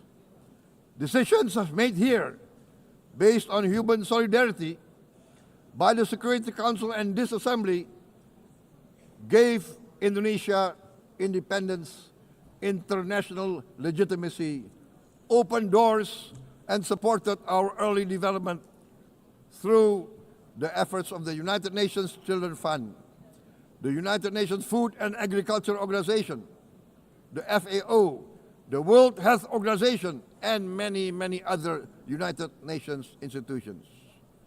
And because of that, Indonesia today stands on the cusp of shared prosperity and greater equality and dignity. Madam President, Excellencies, our world today is driven by conflict, injustice, and deepening uncertainty. Every day we witness suffering, genocide, and blatant disregard for international law and human decency. In the face of these challenges, we must not give up. As the United Nations Secretary General said, we cannot give up. We cannot surrender our hopes or our ideals. We must draw closer, not drift apart. Together we must strive to achieve our hopes, our dreams. The United Nations was born from the ashes of the Second World War that claimed scores of millions of lives.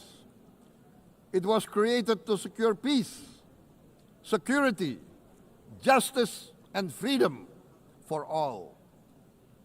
We remain committed to internationalism, to multilateralism, and to every effort that strengthens this great institution. Today, Indonesia is nearer than ever before to meeting the Sustainable Development Goals of ending extreme poverty and hunger. Because years ago, this very chamber chose to listen and uphold social and economic justice. We will never forget. And today, we must never be silent while Palestinians are denied that same justice and legitimacy in this very hall. Excellencies, Thucydides warned, the strong do what they can, the weak suffer what they must. We must reject this doctrine. The United Nations exist to reject this doctrine. We must stand for all, the strong and the weak. Might cannot be right. Right must be right. Indonesia today is one of the largest contributors to United Peacekeeping Forces. We believe in the United Nations. We will continue to serve where peace needs guardians, not with just words, but with boots on the ground. If and when the United Nations Security Council and this great assembly decide Indonesia is prepared to deploy 20,000 or even more of our sons and daughters to help secure peace in Gaza or elsewhere, in Ukraine, in Sudan, in Libya, everywhere when the peace needs to be enforced, peace needs to be guarded, we are ready. We will take our share of the burden, not only with our sons and daughters, we are also willing to contribute financially to support the great mission to achieve peace by the United Nations. Madam President, Excellencies, I propose to this Assembly a message of hope and optimism, grounded in action and execution. Today, we heard the speech of Madam President, the President of the United Nations General Assembly. Yes, it is true what she said. Without the International Civil Aviation Organization, will we be here today? Will we sit in this great hall? Without the United Nations, we cannot be safe. No country can feel secure. We need the United Nations, and Indonesia will continue to support the United Nations, even though we still struggle, but we know the world needs a strong United Nations. The world's population is growing. Our planet is under strain. Food, energy, and water insecurity haunt many nations. We choose to answer these challenges directly at home and to help abroad wherever we can. This year, Indonesia recorded the highest rice production and grain reserves in our history. We are now self-sufficient in rice, and we are starting now to export rice to other nations in need, including providing rice for Palestine. We are building resilient food supply chains, strengthening farmer productivity, investing in climate-smart agriculture to ensure food security for our children and for the children of the world. We are confident in a few years' time, Indonesia will be the granary of the world. As the world's largest island state, we testify before you that we are already experiencing the direct consequences of climate change, particularly the threat of rising sea levels. The sea level on the north coast of our capital city is increasing by 5 centimeters every year. Can you imagine in 10 years? Can you imagine in 20 years? For this, we are forced to build a giant seawall, 480 kilometers in length. It will take us maybe 20 years, but we have no choice. We have to start now. Therefore, we choose to confront climate change not by slogans, but by immediate steps. We are committed to meeting our 2015 Paris Agreement obligations. We aim to achieve net zero emission by 2060, and we are very confident we can achieve net zero emission much earlier. We aim to reforest more than 12 million hectares of degraded forest, to reduce forest degradation, to empower local communities with quality green jobs for the future. Indonesia is shifting decisively from fossil fuel-based development towards renewable-based development. From next year, most of our additional power generation capacity will come from renewables. Our goal is clear: to lift all of our citizens out of poverty and make Indonesia a hub for solutions to food, energy, and water security. Madam President, Excellencies, we live in a time when hatred and violence can seem to be the loudest voices. But beneath this loud noise lies a quieter truth, that every person longs to be safe, to be respected, to be loved, and to leave a better world to their children. Our children are watching. They are learning leadership not from textbook, but from our choices. Today, still, a catastrophic situation in Gaza is unfolding before our eyes.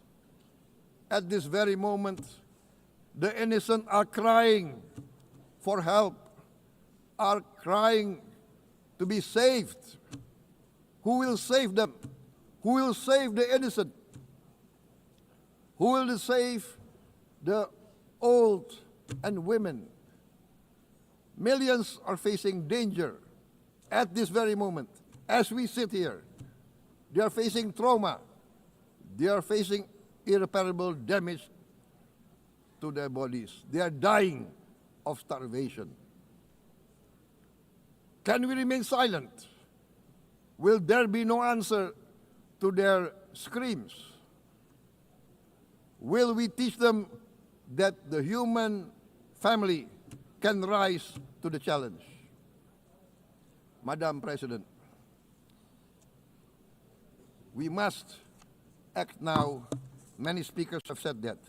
We must stand for a multilateral order where peace, prosperity, and progress are not the privilege of a few, but the right of all. With a strong United Nations, we can build a world where the weak do not suffer what they must, but live the justice that they deserve. Let us continue humanity's great journey of ideals, the selfless aspirations that created the United Nations. Let us use science to uplift, not use science to destroy. Let rising nations help others to lift themselves. I am convinced that the leaders of the great world civilizations of the West, of the East, of the North, of the South, leaders of America, Europe, of India, China, the Islamic world, the whole world, I am convinced they will rise to their role demanded by history. We are all hopeful that the leaders of the world will show great statesmanship, great wisdom, restraint, humility, overcome hate, overcome suspicion. Madam President, distinguished delegates, we are greatly heartened by the events of the last few days, where significant leading countries of the world have chosen to side with history, to choose the right side of history, the path of the moral high ground, the path of rectitude, the path of justice, the path of humanity, to shun hatred, to overcome suspicion, and to avoid the use of violence. The use of violence will beget violence. No one country can bully the whole community of the human family.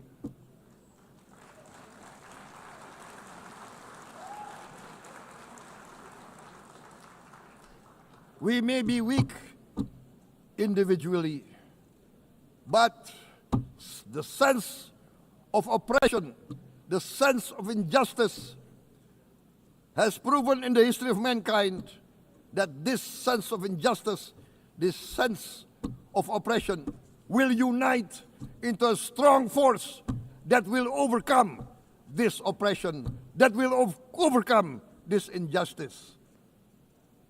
To close, I would like to reiterate again Indonesia's complete support for the two-state solution in Palestine. We must have an independent Palestine, but we must also recognize, we must also respect, and we must also guarantee the safety and security of Israel. Only then we can have real peace, and no longer hate and no longer suspicion. The only solution is this two-state solution. Two descendants of Abraham must live in reconciliation, peace, and harmony. Arabs, Jews, Muslims, Christians, Hindus, Buddhists, all religions, we must live as one human family. Indonesia is committed to being part of making this vision a reality. Is this a dream? Maybe, but this is the beautiful dream that we must work together towards. Let us work towards this noble goal.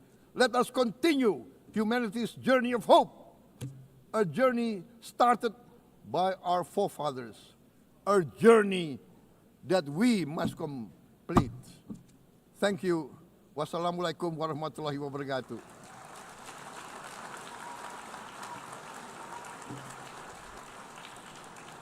Shalom.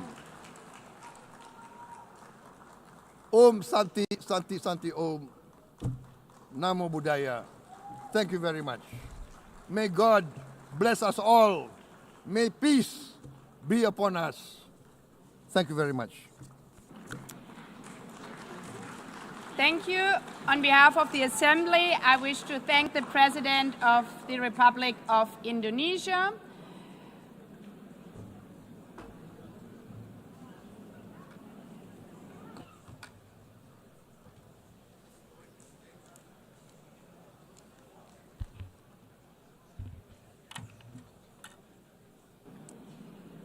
The Assembly will hear an address by His Excellency Recep Tayyip Erdogan, President of the Republic of Turkey. I request protocol to escort His Excellency and invite him to address the Assembly.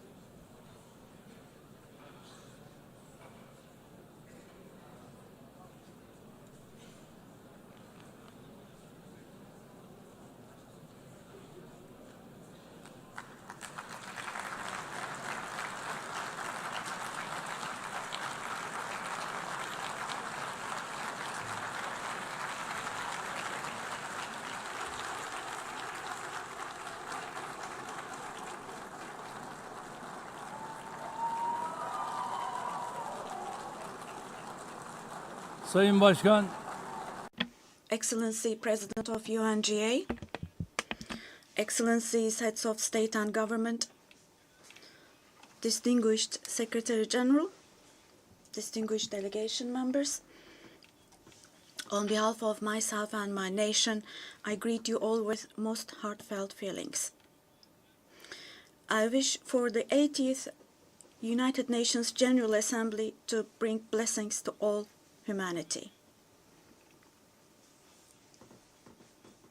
I am deeply honored to address you once again from this podium, which represents the collective conscience of humanity.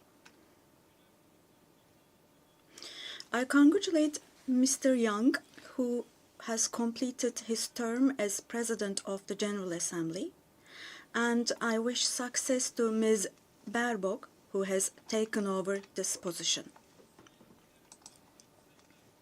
At the outset of my speech, I would like to first express my regret at the absence today of the President of the State of Palestine, Mahmoud Abbas, at a time when Palestine is being recognized by an increasing number of countries.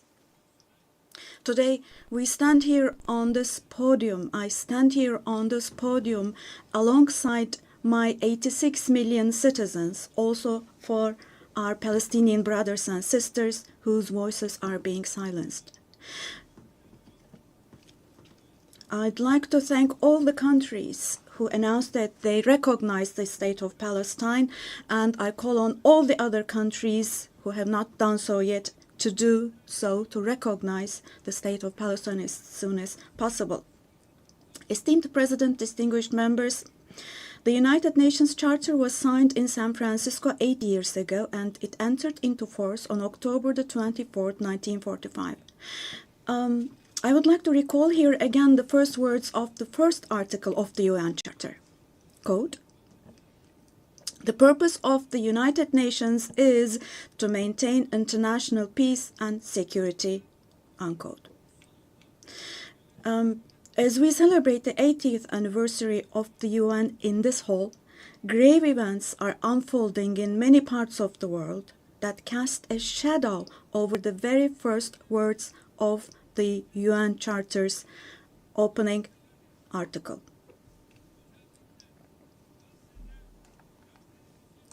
Particularly in Gaza, right before our very eyes, genocide has been going on for over 700 days now.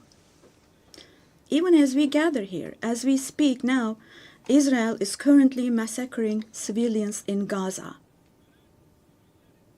The number of civilian casualties in Gaza has surpassed 65,000. Unfortunately, the number of people who are still trapped under the rubble is not yet known, and more than 20,000 of those who died were children. For the last 23 months, a child has been murdered by Israel in Gaza every hour. Yes, every hour. These are not just figures, dear friends. All of these, each one of these is a person, a human being, innocent people. People are now being killed not with weapons, but with the weapon of starvation. In the 21st century, under the gaze of the civilized world, 428 people died of starvation.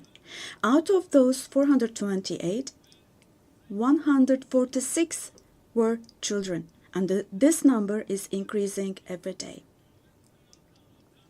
Now, I will show you a photo, which is a picture from daily life in Gaza.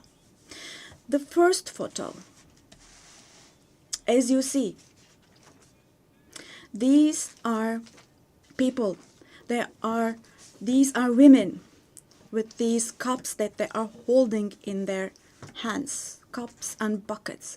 Just feel your conscience and answer the following question. Can we possibly have a reasonable reason for this brutality in 2025? But this shameful picture in Gaza has been unfolding and is being repeated every day for 23 months now. And there are 2.5 million Gazans who live in 365 square kilometers. And every day what happens is they are being dragged from one place to another. The healthcare infrastructure of Gaza is completely collapsed. Doctors have been killed or they have disappeared while under custody. Ambulances have been hit. Hospitals targeted and destroyed. Treatment is not possible. Surgery is not possible. It's not possible to find medications. Now, dear friends, now, as Tayyip Erdogan, with a heavy heart, with my heart bleeding here, I am telling you, innocent little ones, just 2 or 3 years old, without hands, arms, or legs, have become, unfortunately, a common sight to see in Gaza.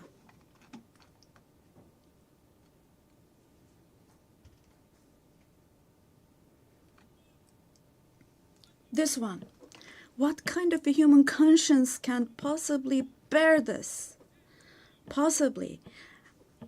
How can one stay silent vis-à-vis this? In a world where children are dying of starvation and lack of medication, can we possibly have calm and peace? We all are parents.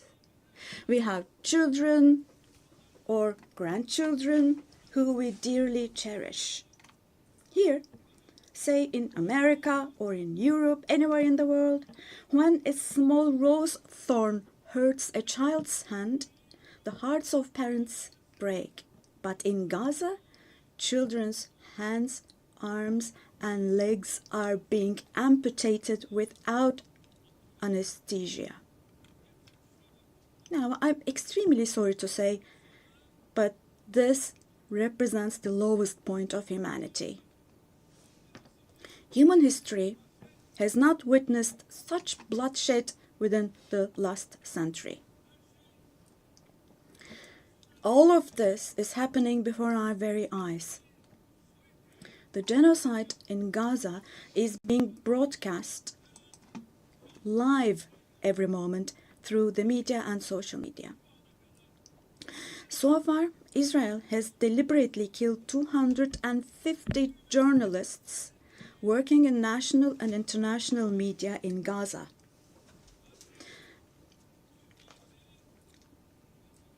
And they have closed all the entrance into Gaza, but they still have not been able to cover up the genocide. I wholeheartedly support Secretary General Guterres because he consistently draws attention to the ongoing genocide in Palestinian territories, and I would like to once again congratulate him for his courage.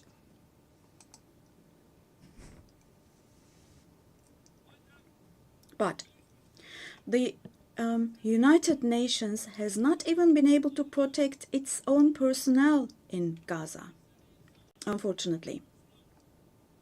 In Gaza, 500 people rushing to help others have been killed. Out of those 500, 326 were UN staff members. Esteemed President, distinguished members, now, genocide, like the Holocaust, is a shameful concept which refers to the mass extermination of people. It's a barbaric concept. But today, it's not only people who are being killed in Gaza, mind you. Animals are being targeted and killed in Gaza. In Gaza, agricultural land, gardens, trees, grass, century-old olive trees are being destroyed. In Gaza, water supplies are being destroyed and polluted. Buildings, homes, libraries, hospitals, schools, mosques, churches, and historical structures in Gaza are being deliberately destroyed. The soil of Gaza is being rendered useless for humans, for animals, and for plants. So now let me show you yet another photo. And let me ask you here, look at this photo. What could this photo here possibly have to do with security concerns? This is being against life, don't you think? Let me state this openly from this podium. There is no war in Gaza.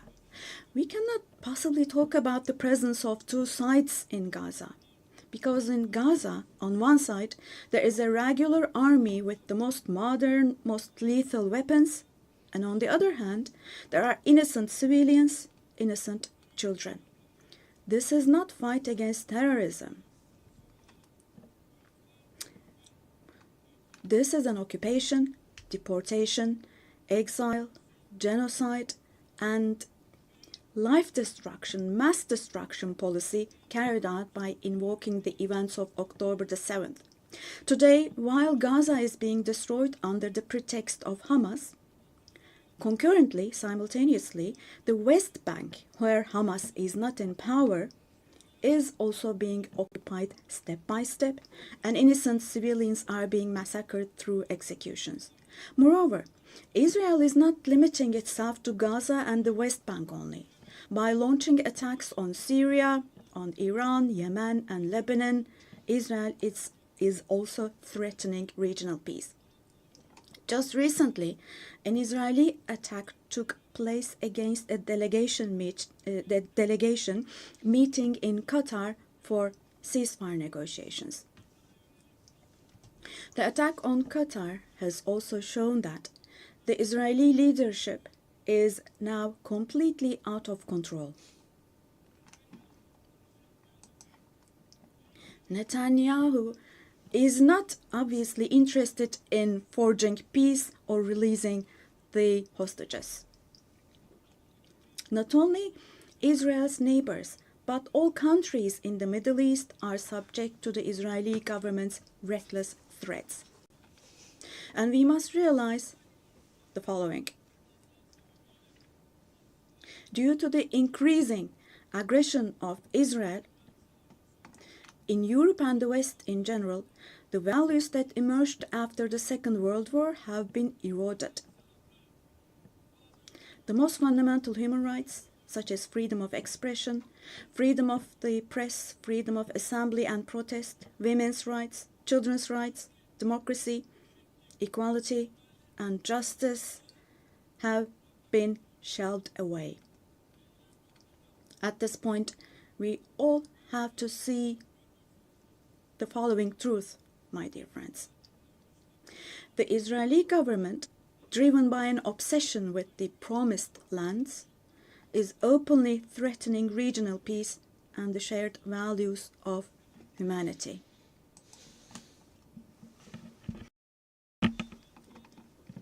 Three celestial religions. Jerusalem hosts all three celestial religions, and a common inherited holy place, Al-Quds, is holy for all three religions. This madness disturbs conscientious Jews. It fuels anti-Semitism around the world. We cannot continue with this madness anymore.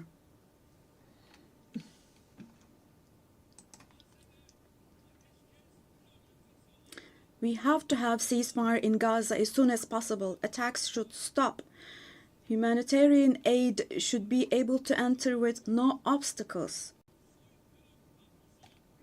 The genocide team should be held accountable vis-à-vis international law. And God willing, this will definitely happen. Vis-à-vis the barbarity taking place in Gaza, everyone who is keeping silent is accomplice to this barbarity. From here, I would like to call on all the heads of state and government. Today is the day. Today is the day to stand firm alongside the oppressed Palestinians and alongside humanity. While your peoples back home are reacting to the barbarity in Gaza, do show the courage to take action here. Fulfill your humanitarian duty toward Gaza, where children are raising children. On this occasion, I would like to say the following. There are peoples all around the world who are taken to the streets. Unarmed activists and volunteers from different countries of the world, academicians, students, journalists, everyone, all the defenders of Palestine. I would like to say to them, thank you so much, and clear bows and favorable winds for their actions. Esteemed delegation members, for 13 years, I have spoken to you from this platform about the oppression and conflicts in our neighbor, Syria. Just as I raise my voice today for the oppressed people of Gaza, likely for 13 years, I have also drawn attention to the cries of the Syrians, and here I became their voice and breath as well. The persecution that caused the deaths of 1 million people and that forced millions more to flee their homeland has, thankfully, become a thing of the past with the December 8th revolution. Our Syrian brothers and sisters opened the doors to a new period as of December the 8th. I believe that the people of Syria who fought against a bloodthirsty regime will also be able to carry the victory they achieved at great cost to its rightful place, God willing. We'll support with all our means the vision of a one and unified Syria with no forms of terrorism, especially ISIS, being present. A free Syria where security is established is what we want. As stability takes root in Syria, the winners for sure will be all the neighboring countries, our entire region, along with Syrians. And the brotherly countries in the Gulf. I would like to thank them for their contributions for Syria to recuperate. All the regional and international actors who share the same principles with us, God willing, we will continue with our cooperation with all those actors in the same manner. Esteemed friends, we hope that the nuclear issue with our neighbor Iran will be resolved through diplomacy as soon as possible. It should not be forgotten that our region cannot tolerate yet another crisis. Meanwhile, the stability, security, and prosperity of our neighbor Iraq are extremely important for the well-being of our region. In this regard, we attach great importance to strategic moves based on stability and prosperity, such as the Development Path Project. In the north, we are hosting with great enthusiasm the Istanbul process between Russia and Ukraine, both of which are our neighbors. Through direct talks, we facilitated the exchange of several prisoners and corpses, and we worked to identify the modalities of peace negotiations between the parties. Don't forget, there is no winner of war and no losers of a just peace. So with this motto in mind, in the coming days also, we will continue to work hard for a peaceful ceasefire. Meanwhile, we have encouraged the parties from the very beginning to establish peace between Azerbaijan and Armenia. We are pleased that steps were taken on August the 8th, steps that will enable the establishment of lasting peace between the two countries. I would like to once again congratulate the President of Azerbaijan, Ilham Aliyev, the Prime Minister of Armenia, Nikol Pashinyan, and the American President Donald Trump, who contributed to this process, and I would like to congratulate them. On this occasion, I would also like to state that the normalization process between our country and Armenia is progressing as planned. Within the scope of the Ankara process, which is another of our mediation activities, we continue our efforts to resolve the conflict between Somalia and Ethiopia. I hope that the parties will successfully conclude this genuine initiative as soon as possible. Distinguished delegation members, we have been implementing the Montreux Convention, which guarantees security in the Black Sea. And we have been implementing this convention impartially and to the letter for exactly 89 years now. We want to see the Aegean Sea and the Eastern Mediterranean as a basin of stability and prosperity where the legitimate interests of all parties involved are respected. We are ready for constructive cooperation on all issues, particularly on energy and the environment, and we expect the same approach from our neighbors. On this occasion, I would like to particularly underline that projects which exclude Turkey and the Turkish Republic of Northern Cyprus in the Eastern Mediterranean, such projects which exclude us will not be successful. Turkey has rights and authority in the western part of the island of Cyprus, while the Turkish Cypriots have legitimate rights in the areas surrounding the island. An Eastern Mediterranean Conference, which we have proposed before, would contribute to finding common ground. Resolving the Cyprus issue has been tried many times before, but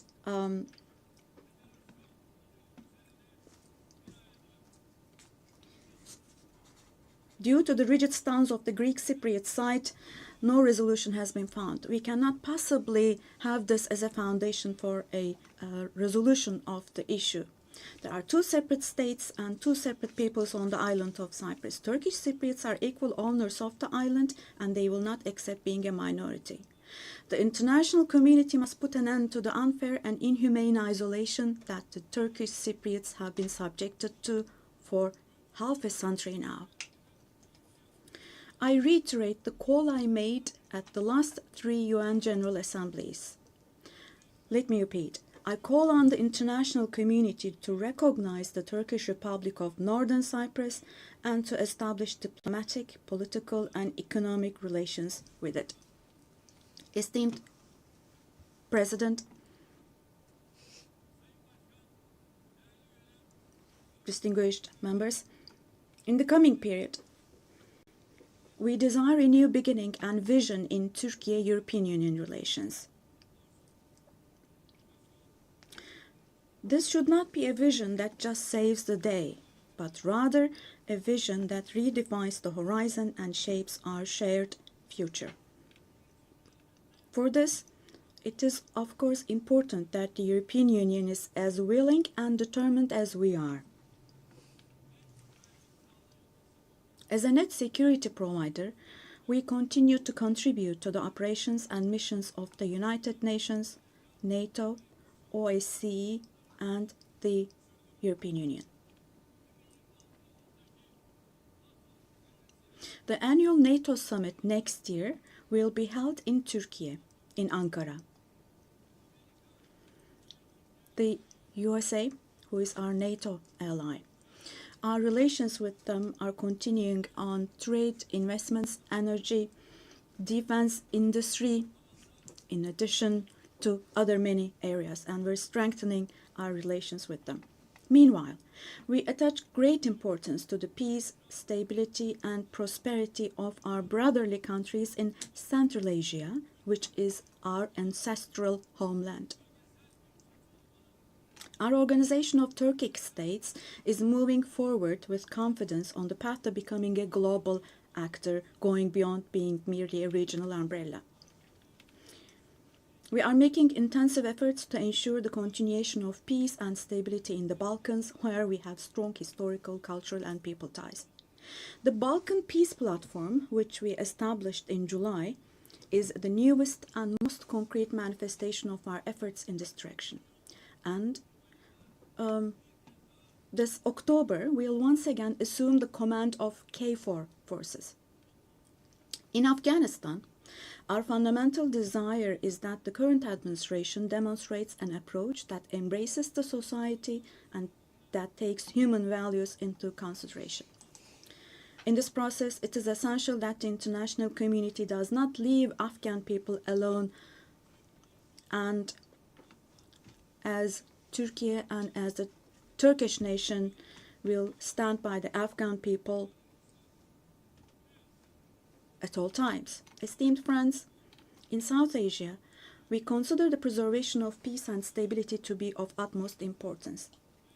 We are pleased with the ceasefire achieved following the tensions last April between Pakistan and India, the tension which had escalated into a conflict.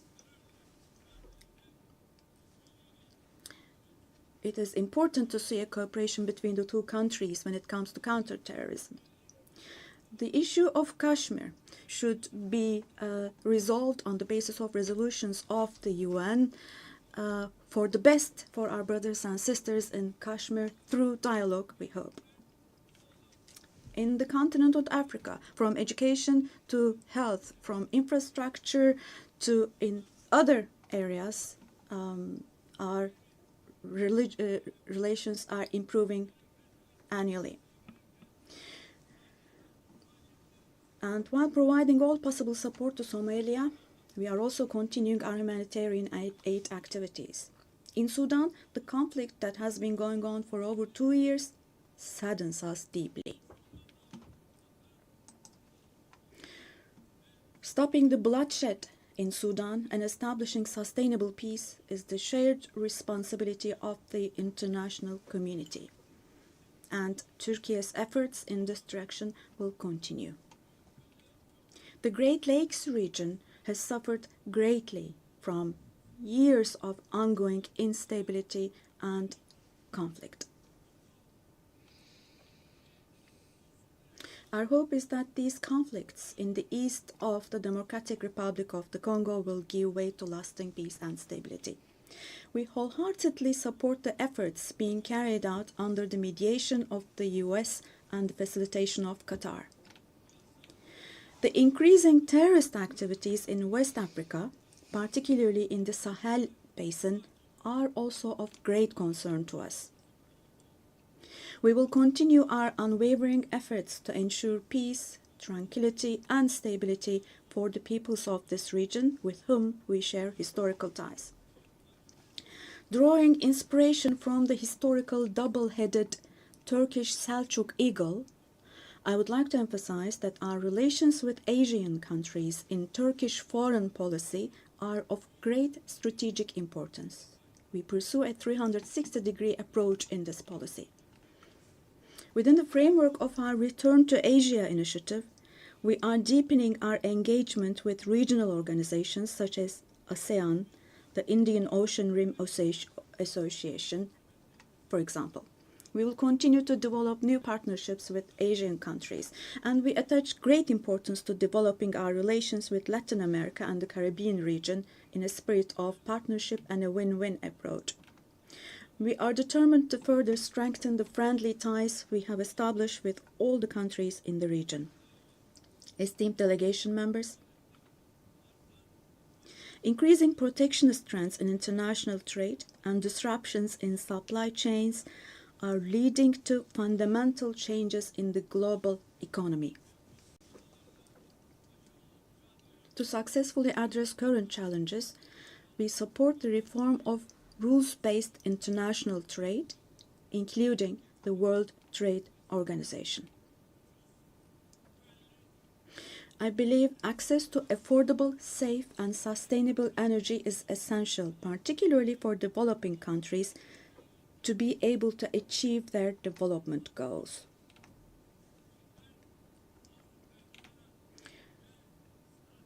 We are resolutely advancing the strategically important Trans-Caspian East-West Middle Corridor project, which extends from China to Europe. We contribute to the development of world trade with our modern transportation infrastructure and the Baku-Tbilisi-Kars line. On our journey to build a future that respects nature, we are moving forward with determination towards the 2053 net zero emission target.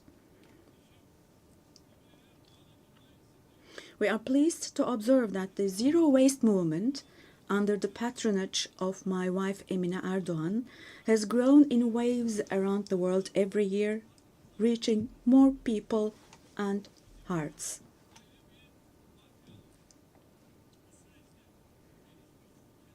In this process, it is no longer a choice for developed countries to fulfill their responsibilities. It has now become an obligation for them. As one of the countries providing the most development aid in the world, we are striving to achieve the UN Sustainable Development Goals.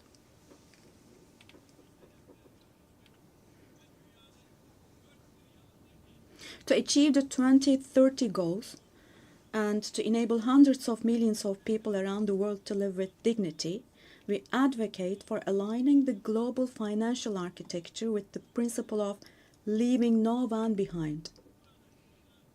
And here, let me also particularly draw your attention to the following. While we grapple with geopolitical challenges, humanity is also witnessing an extraordinary leap forward in artificial intelligence, AI. The transformative power and the benefits offered by these technologies, no society should be deprived of these benefits. AI technologies should be used for the benefit of humanity, not as a new tool of domination. The UN Technology Bank for the Least Developed Countries, which we host in Turkey, plays a critical role in closing the digital and technological gap.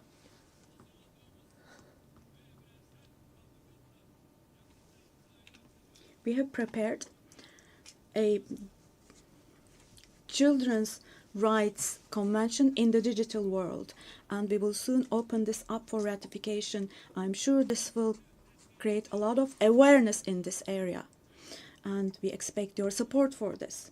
On the other hand, in today's world, where racism, xenophobia, and particularly Islamophobia have reached alarming levels, combating these trends that directly threaten the culture of coexistence has now become an essential duty for humanity. It is significant that Mr. Moratinos, High Representative of the Alliance of Civilizations, has also been appointed as the UN Secretary General's Special Envoy on combating Islamophobia. As I stated here last year, the institution of the family is under threat today as never before. Defending the family, consisting of a woman and a man, means defending humanity, defending nature, life, and the future. Turkey will continue to defend the family in the face of ever-increasing attacks. Distinguished delegation members, the roots of the UN, established to prevent humanity from experiencing the disaster of war again, are filled with values that will eliminate the dark era we are in. We fully support the UN 80 initiative launched by Secretary General Guterres to make our organization more effective and more efficient. I hope this initiative succeeds as a process that will further strengthen all the activities of the UN. I express our readiness to provide strong support to this process, also driven by our vision of making Istanbul a UN hub. I sincerely believe that it is our shared responsibility to take steps that will restore the founding spirit of the UN in its 80th year. We will continue to say, the world is bigger than five until a system is established where the righteous are powerful, not the powerful are righteous.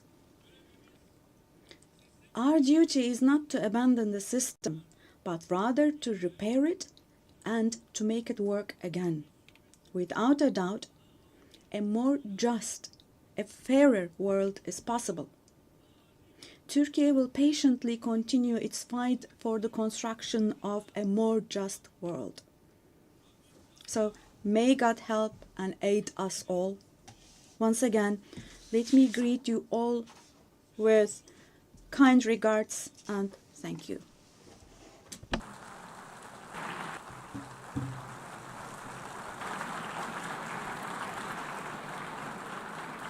On behalf of the Assembly, I wish to thank the President of the Republic of Turkey,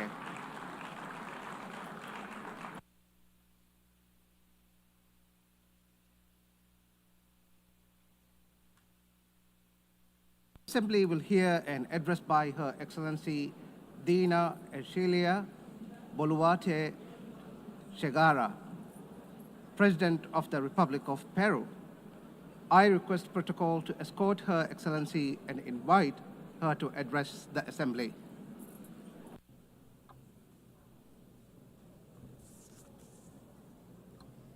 Señora Madam President of the General Assembly, Annalena Baerbock. Secretary General of the United Nations, Antonio Guterres. Ladies and gentlemen, heads of state, ladies and gentlemen present here in this august forum. Peru is the center and cradle of great millennial civilizations, the last of which was the Inca Empire, which left us a legacy of greatness. We are also heirs of the Viceroyalty of Peru, which encompassed 2/3 of South America.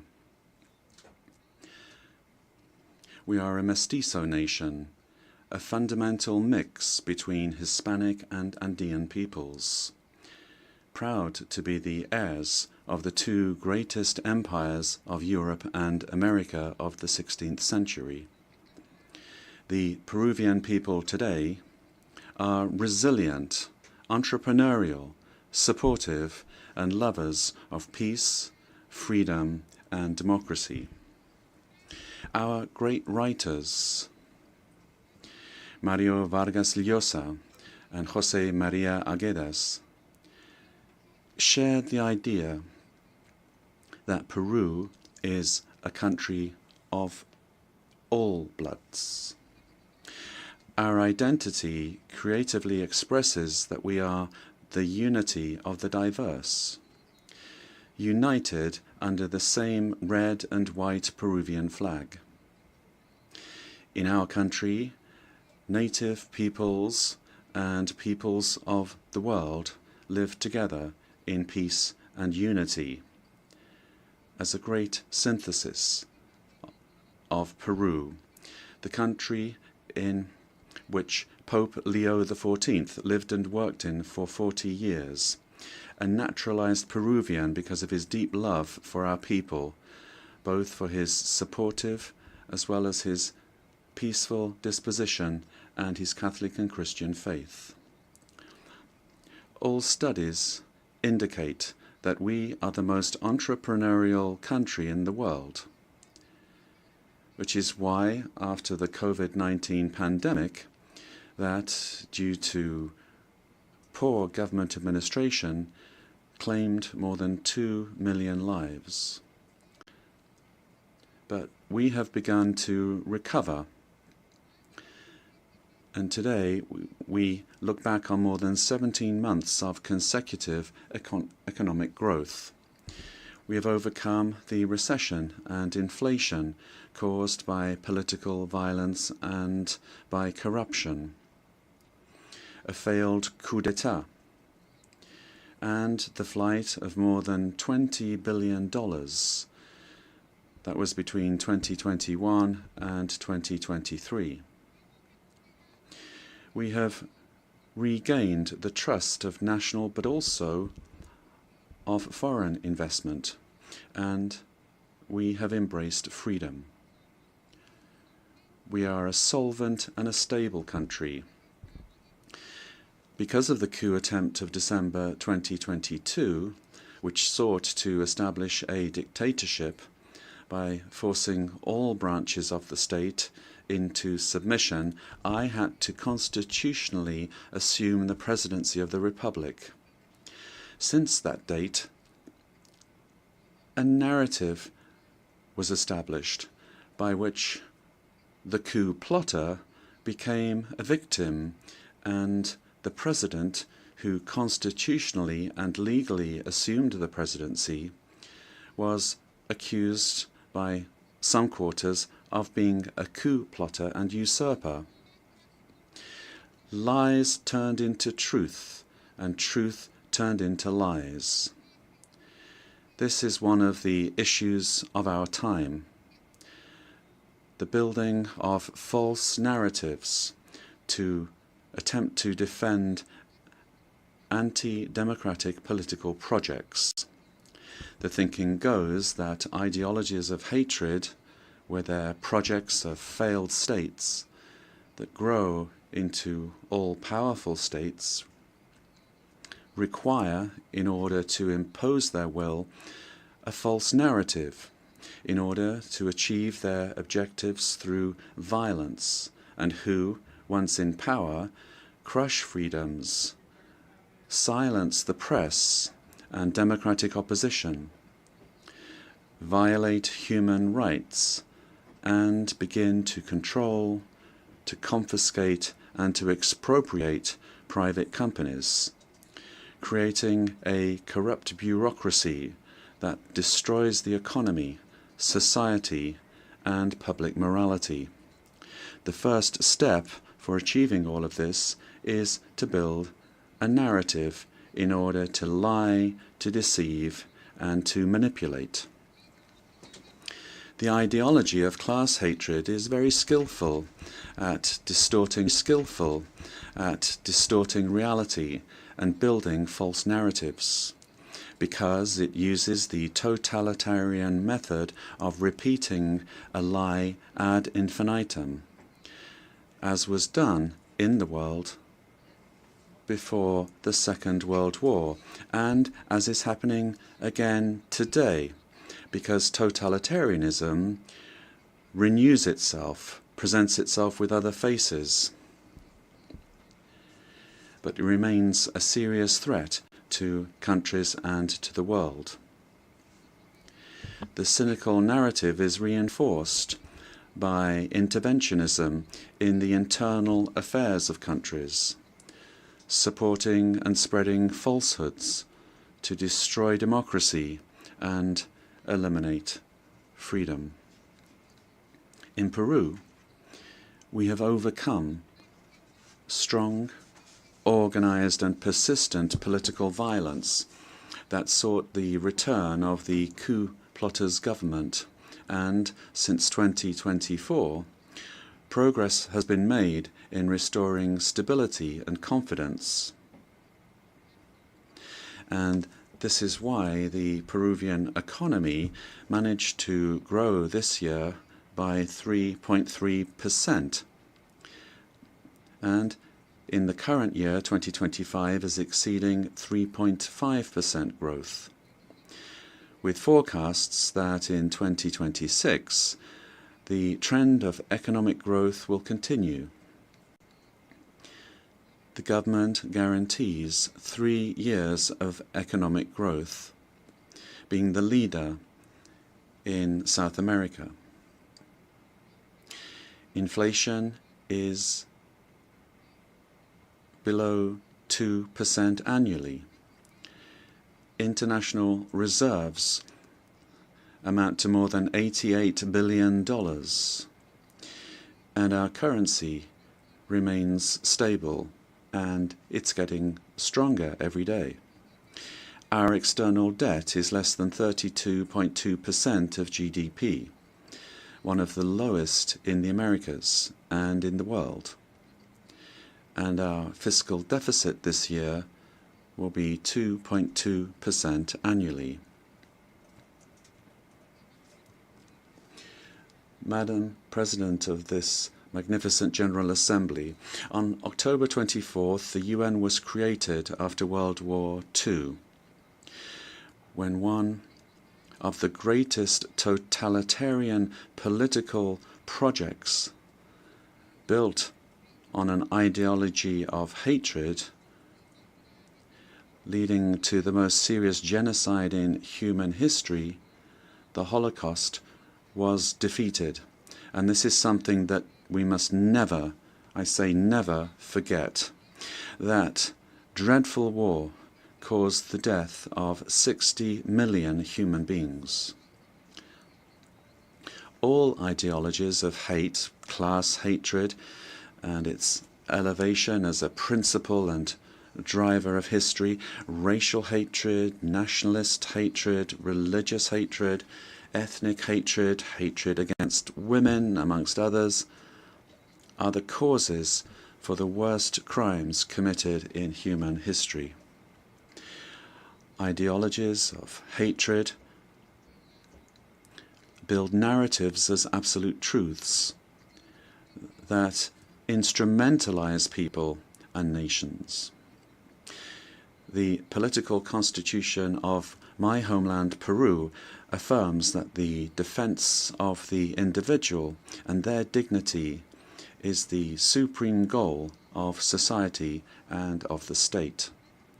Peru, therefore, rejects the two principal hate narratives in the world, namely class hatred and religious hatred.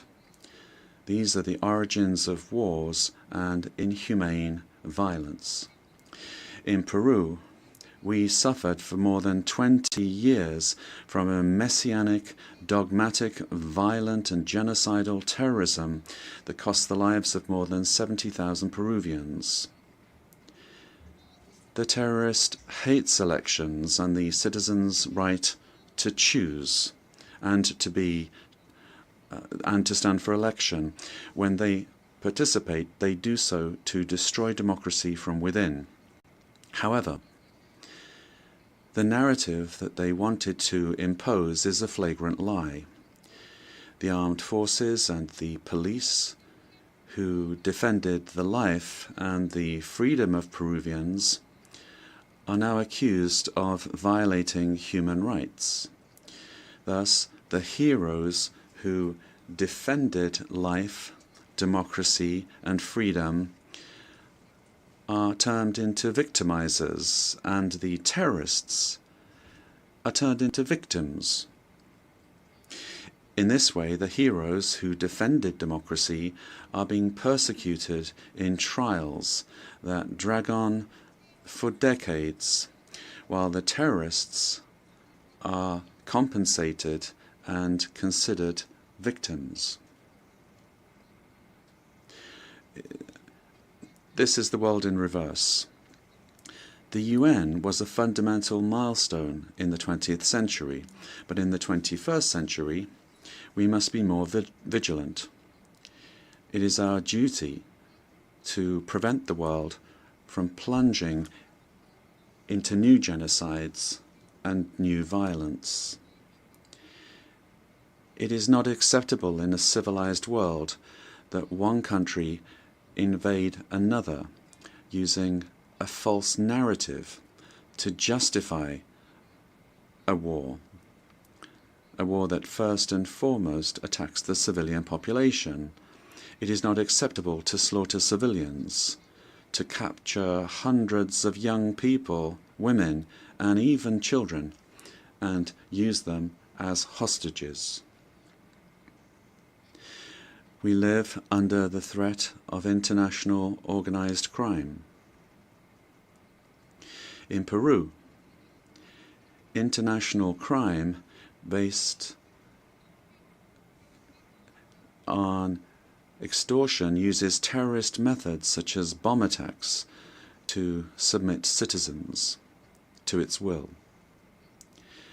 These criminal organizations that use weapons of war have created financial mechanisms to launder blood-stained money, sending large sums back to their countries of origin.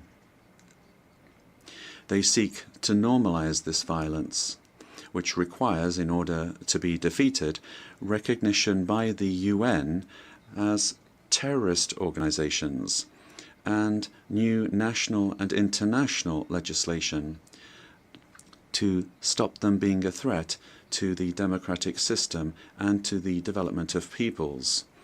It is also imperative that we act against drug trafficking and illegal mining that destroys the environment, pollutes rivers, and condemns peoples and individuals to slavery.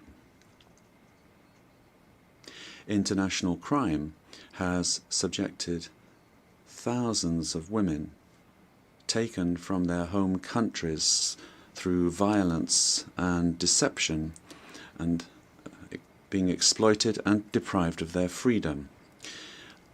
Ladies and gentlemen, we are living through times that recall the darkest chapters of our modern history, and Peru is convinced that the world does not need less UN, but more and a better UN, one that is in tune with the times. In times in which ideologies of hatred that cause so much damage to humanity have taken refuge in lies, in misinformation, and which have penetrated democratic societies. Peru, as a founding member, is committed to an open multilateral system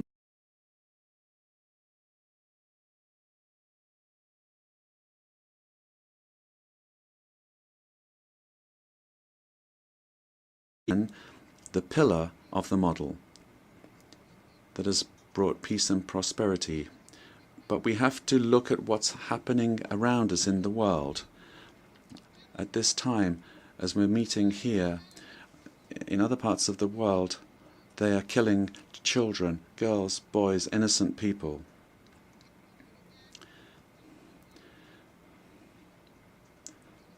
Prosperity will only come if we are united and work together. And we have to adapt to new threats. Each of our countries has the duty to make their contribution towards finding solutions to the problems that we all face together. And my country is striving to do this. But the interconnection of our societies and economies means that it is only through international cooperation that we can resolve the crises which we face. If we do not reform the United Nations, our common home, to restore representativeness and effectiveness to its action, then we run the very serious risk of seeing one of the most precious instruments that the international community has for world stability disappearing. For this reason, Peru supports the work of the UN 80 initiative, launched by the Secretary General, placing particular emphasis on the need to refocus the organization on its fundamental functions, bringing it closer to the needs of peoples, and at the same time making it more efficient. UN 80 must be an opportunity to strengthen multilateralism and ensure that the organization is better prepared to achieve its essential goals. This reform can only truly become fully effective if it is complemented by a transformation in UN governance that prevents institutional stalemates when it comes to decision-making, while ensuring its suitability. Ladies and gentlemen, in Peru, our government is working to meet its commitments, both to our citizens as well as to the international community, facing the threat of organized crime resulting from the collapse of tyrannical governments that led to migration to other countries. This is true of our country. From day one, my government has fought to restore governance in the country and to defeat polarization and violence. In Peru, there is full separation of powers, the rule of law, respect for freedom, and human rights. My government is the most stable of the last 5 years, during which 5 presidents have succeeded one another.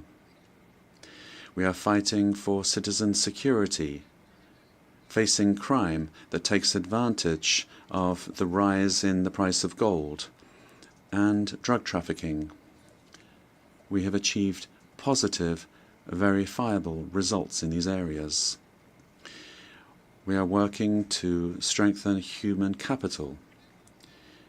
We are fighting child malnutrition and anemia. And we are building schools and hospitals throughout the country, which has not been done in recent years. The priority is children, women, and the Peruvian family. We are modernizing the country's infrastructure, ports, airports, roads, bridges, designing an economy that is better connected to the world, as well as a firm policy for fighting corruption. Our goal is to guarantee free and impartial elections, defeating the attempt of a violent minority that seeks their failure. Ladies and gentlemen, the United Nations organization has always been present in the modern history of my country, particularly in its most difficult moments. Similarly to what is happening elsewhere in the world, and despite our efforts, Peru today finds its democratic institutions and the rule of law under attack by the polarization of politics, the cause and consequence of the return of extremist violence. We suffer from the scourge of transnational organized terrorist crime, which causes deaths, attacks, insecurity, and drug trafficking that destroys the social fabric. We face the threat of climate change that is destroying our Amazon, causing the melting of our glaciers, and putting our biodiversity at risk. We promote inclusive and sustainable growth in a context of opposing powers. But none of these problems is merely national, but global. This is why we need the United Nations to once again be a forum for dialogue and cooperation. I wish to recall the legacy of Ambassador Javier Pérez de Cuellar, who managed to do relevant work in the organization despite the Cold War. With that example in mind, and in view of our region's adherence to the purposes of the Charter, and in order to ensure better representation, we believe it is time for the next Secretary General to come from Latin America. Ladies and gentlemen, Peru is committed to ensuring that this General Assembly this year is not a mere commemoration, but the reaffirmation of our commitment to collective action that will revitalize the United Nations as a tool that supports peace and global unity, as well as development. We must stand firm in the truth in the face of narratives that try to conceal it, pervert it, or openly lie in order to hide agendas that do not correspond to our time, much less to the destiny of humanity. For this reason, it is essential that we strengthen truth against narratives that are based on hatred, the lie repeated that seeks to impose itself and only leads to destruction. But despite all of these obstacles, truth will find a way, and truth will set us free. Peace and unity for Peru and for the world, for all those on the planet. Ama Yulia Cuspa, buscando el desarrollo de Let us seek the development of our peoples, presidents of the world. Together, let us work together without hating one another. Let us work for the development of our peoples. Yes to life, no to violence, and no to war. Thank you very much.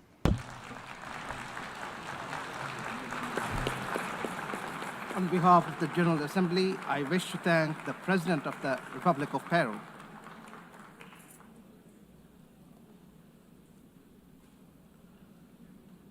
The Assembly will hear an address by His Majesty King Abdullah II Ibn al-Hussein, King of the Hashemite Kingdom of Jordan. I request protocol to escort His Majesty and invite him to address the Assembly.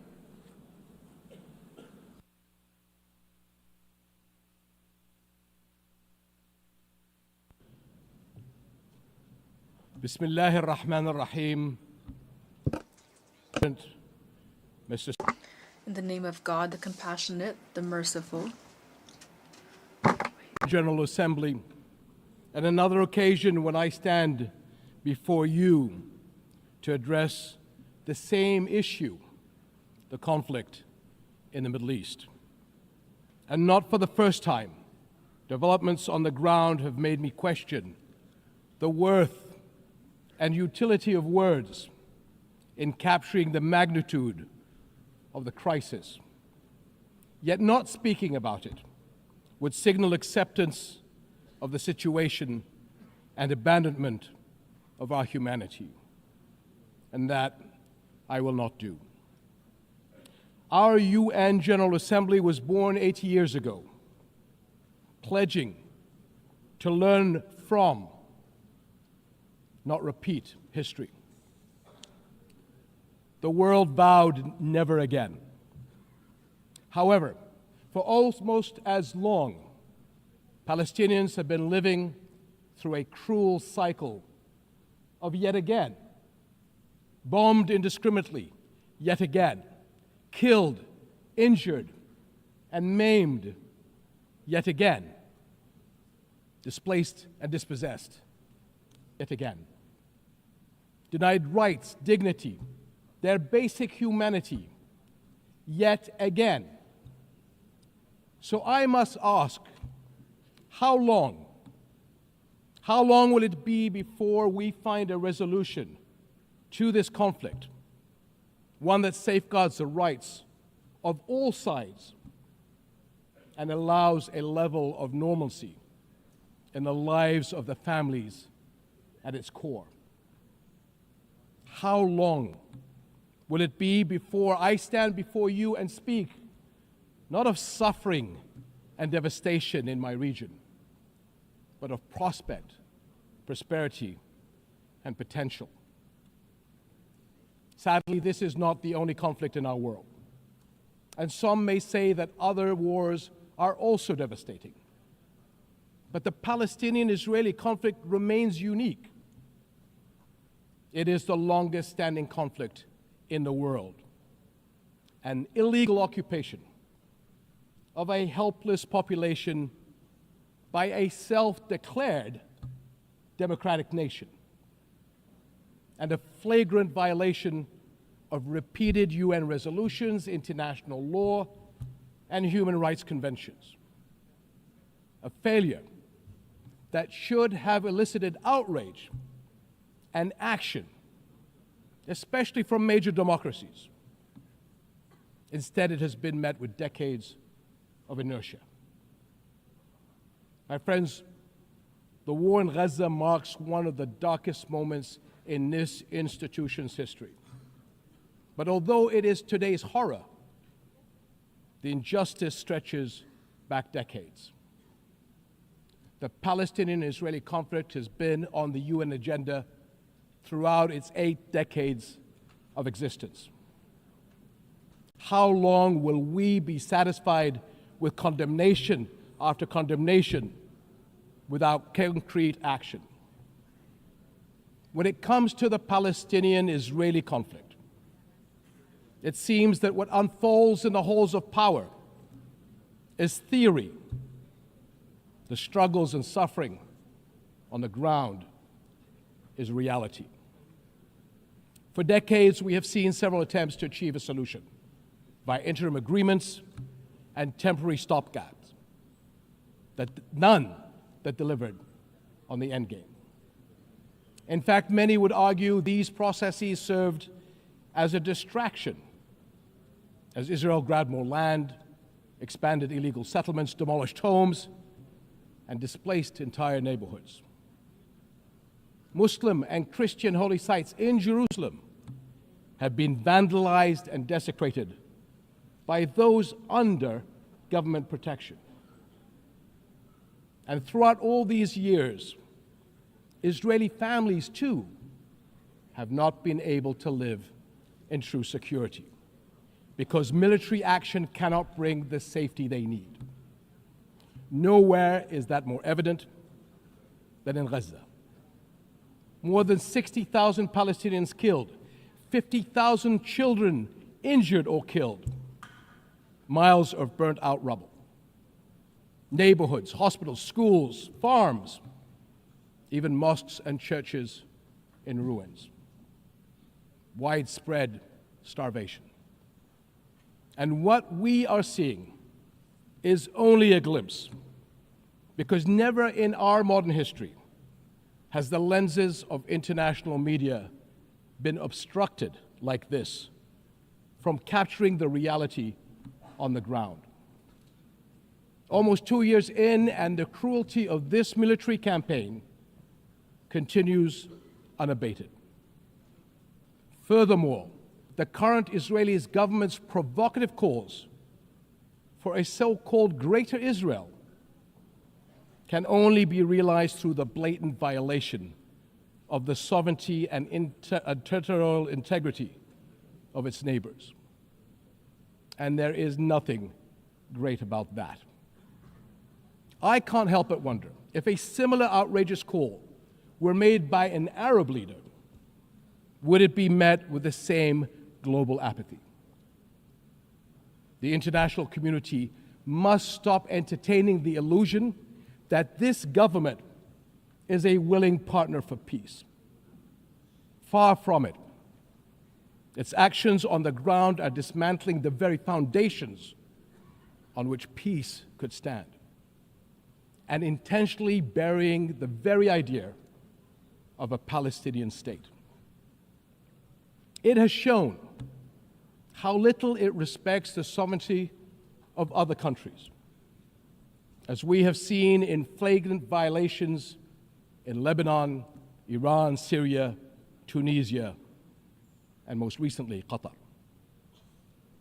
And its hostile rhetoric calling for the targeting of Al-Aqsa Mosque will incite a religious war that would reach far beyond the region and lead to an all-out clash that no nation would be able to escape. How long before we hold all nations to the same standards? How long before we recognize the Palestinians as people who aspire to the same things you and I do, and we act on that recognition? How long before we recognize that statehood is not something Palestinians need to earn? It is not a reward. It is an indisputable right.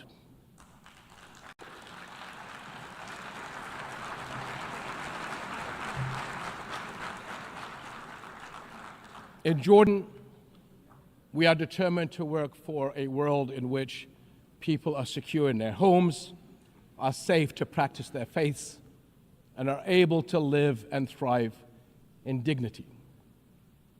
As custodians of Muslim and Christian holy sites in Jerusalem, we safeguard these holy places against actions that violate the city's legal and historical status quo. Compromising the delicate balance in the holy city will turn it into a tinderbox that ignites global conflict.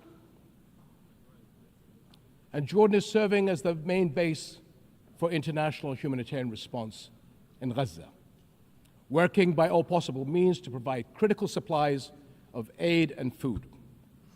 And we appreciate our regional and international partners. I'm also immensely proud of the many Jordanians, including men and women of Jordan Armed Forces, who are at the heart of this effort.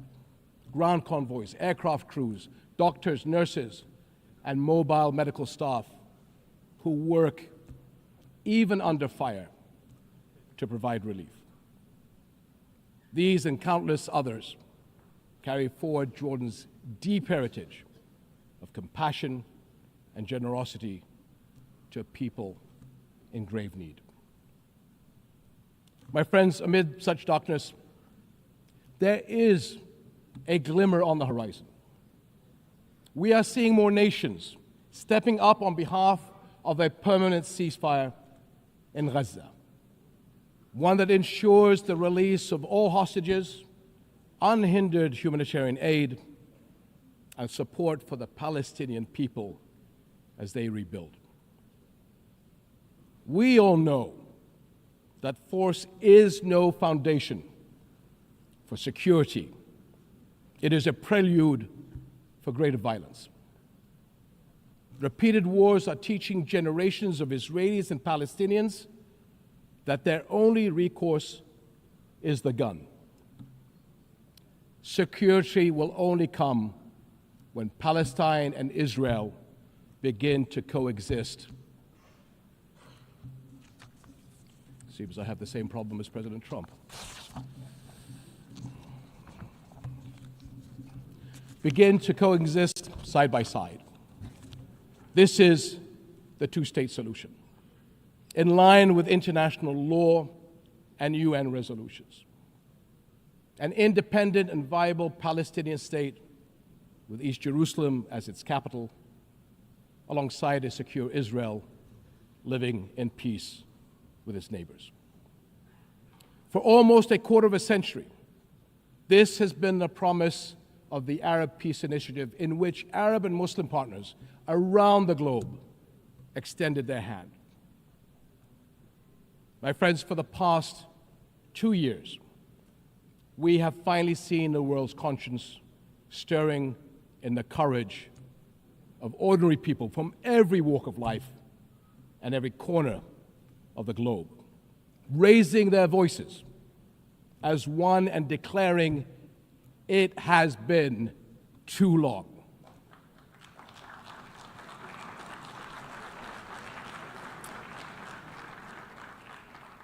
This United Nations must echo that call. It has been too long, and it must act on that call until peace is a reality. Thank you.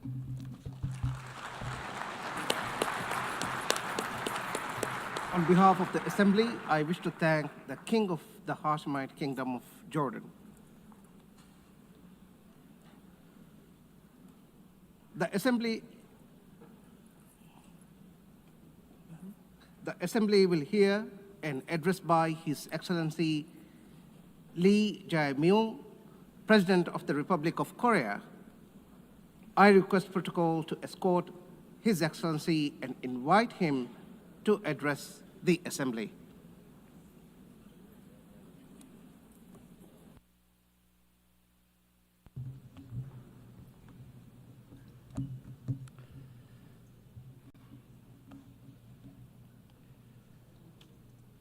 I would like to express my respect and gratitude to all members of the United Nations and staff of the UN Secretariat for their contribution to world peace and shared prosperity.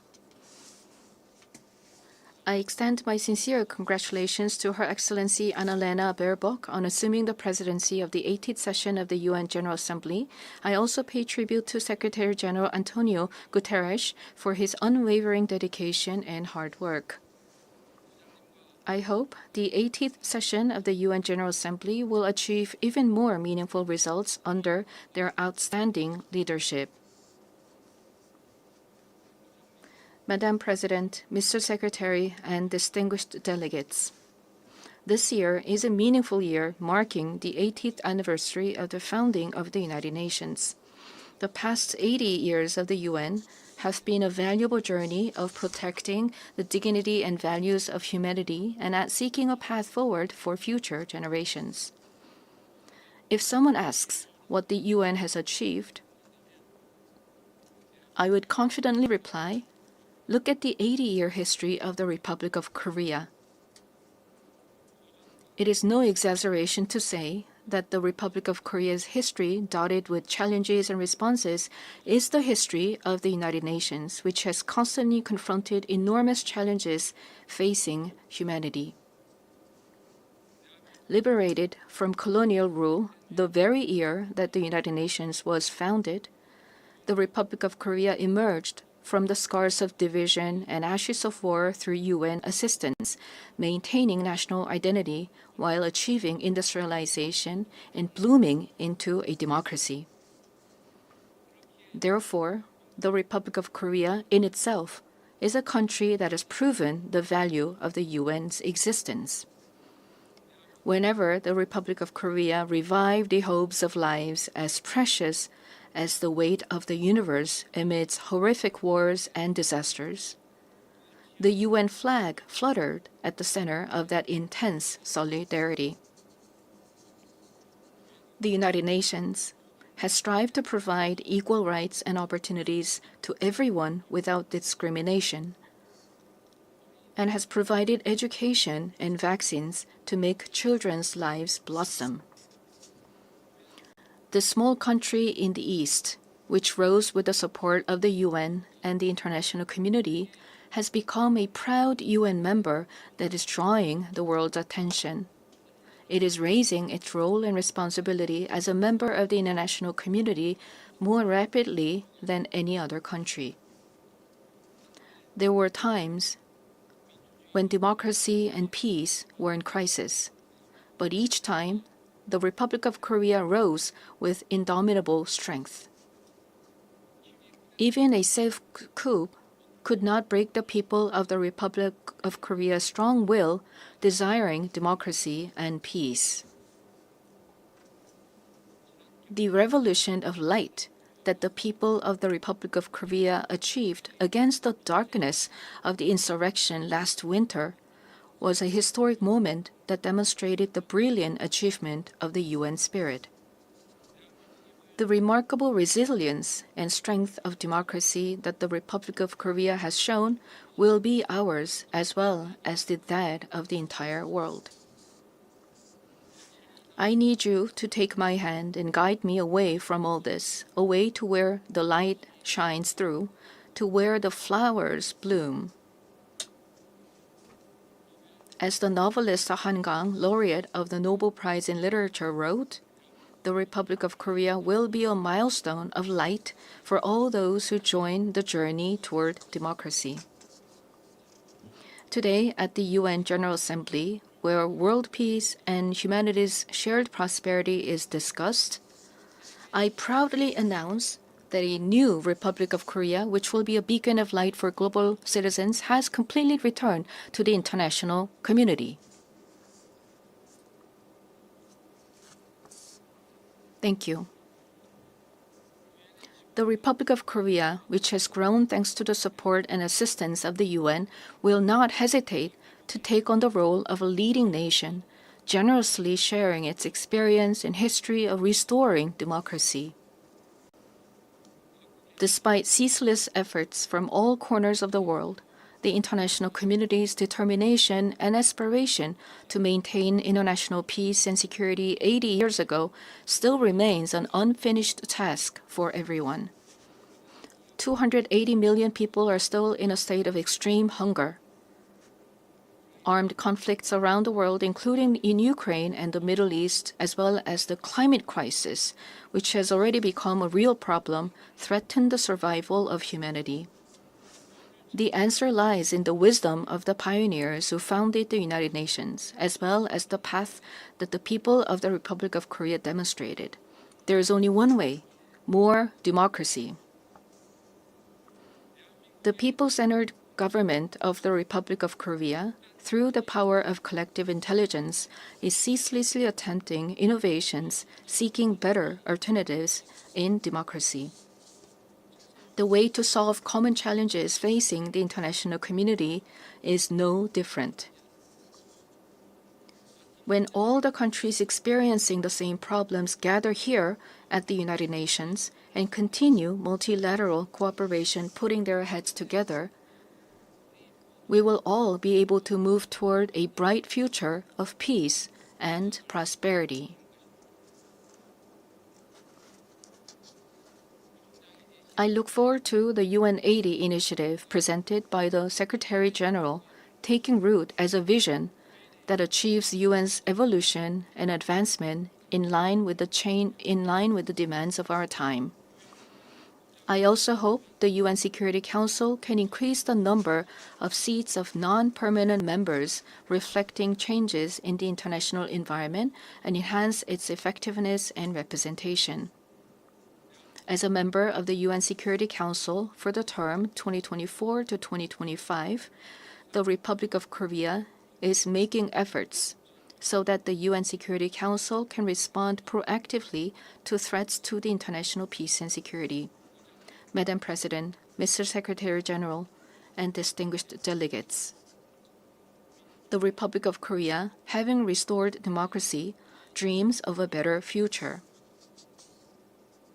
The Republic of Korea will fulfill its responsibility as a responsible global power that steadfastly upholds the values of freedom, human rights, inclusiveness, and solidarity championed by the United Nations. We will further develop our institutions and cultures so that everyone residing in the Republic of Korea, both nationals and foreigners, can be respected as an equal member of society in all fields of life. The Republic of Korea will strengthen and lead cooperation with the international community while realizing the value of respect for human rights. In a time of crisis where immediate survival is urgent, words like solidarity, coexistence, and cooperation may feel somewhat distant. However, humanity has always dreamed of hopes as high as its deep despair, and has achieved the progress we see today through a passion for a better tomorrow. The more difficult the times are, the more we must return to the basic spirit of the UN, which is trust in universal values of humankind. Just as the determination to not pass down the devastation of wars led to the founding of the UN and has prevented conflicts and preserved peace, we today must cooperate more, trust more, and join hands more firmly in order to build a better future, a better world for future generations. Democratic Korea will lead the way in multilateral cooperation toward a sustainable future. Peace is a value that is more important than anything else. In the Republic of Korea, as well as elsewhere in the world, peace is the basic foundation for democracy and economic development. The disputes and conflicts we are currently facing vividly show how easily the ideals of human dignity and sustainable development can crumble without peace. Today, the Republic of Korea is fulfilling its responsibility as a key contributor to the United Nations peacekeeping and peacebuilding activities. Our brave soldiers, who have steadfastly defended the Republic of Korea, a divided nation, are helping to pave the way towards sustainable peace led by the UN. Threats to peace are not only physical elements. In an era where artificial intelligence technology is critical to security capabilities and cyber attacks threaten national security, we must confront not only visible enemies, but also invisible enemies. If we passively let ourselves be dragged along by the changes of the AI era, we will meet a dystopia of deepening polarization and inequality, unable to shake off the dark shadows of human rights abuses caused by the misuse of technology. However, if we proactively respond to these changes, we can use the high productivity as a driving force to build a foundation for innovation and prosperity and create a useful base for strengthening direct democracy. I hope the open debate that I will preside over as UN Security Council President tomorrow will significantly contribute to the international community's efforts to promote the responsible use of AI. Furthermore, we intend to share our vision for the future of AI through the APEC AI initiative at the APEC Economic Leaders Meeting, which will be held in Gyeongju, Korea next month. We will strive to ensure that the vision of AI for all, where advances in cutting-edge technology contribute to the universal values of humanity, becomes a new normal for the international community. AI-driven technological innovations will be an important new tool for solving global challenges like the climate crisis. Over the past 80 years, the United Nations has paved the way for sustainable development and spearheaded efforts to address climate crisis threatening the survival of humanity. Nations around the world must respond to these efforts. The Republic of Korea is pursuing a great energy transition, leveraging science and technology and digital innovation to increase energy efficiency and expand the share of renewable energy. We will submit a responsible, nationally determined contribution within this year, joining the united will of the international community. At the 4th UN Ocean Conference that will be co-hosted by the Republic of Korea and Chile in 2028, we will also work to build substantive solidarity for the sustainable development of oceans. Such efforts by the Republic of Korea to actively address global challenges are based on a firm commitment to fulfilling humanity's shared promise of sustainable development. Since the United Nations established the Sustainable Development Goals 10 years ago, the international community has made much progress in eradicating poverty and reducing inequality. However, the demand for development financing is continuously increasing, and the most vulnerable are still suffering. Let us squarely face this grave reality and create new momentum for change. We must move toward structurally reforming global development governance while enhancing the quality of financial resources. I trust that we will pull together in order to bring about more cases like the Republic of Korea growing and developing from an aid recipient country to an aid donor country. This year marks the 80th anniversary of the founding of the United Nations, as well as the 80th anniversary of the division of the Korean Peninsula. New challenges, as well as unresolved tasks, await us. Democratic Korea will begin a new journey toward peaceful coexistence and shared growth on the Korean Peninsula. The first step will be to restore broken inter-Korean trust and shift to a stance of mutual respect. The government of the Republic of Korea clearly reaffirms that it respects the North's current system, that it will not pursue any form of unification by absorption, and that it has no intention of engaging in hostile acts.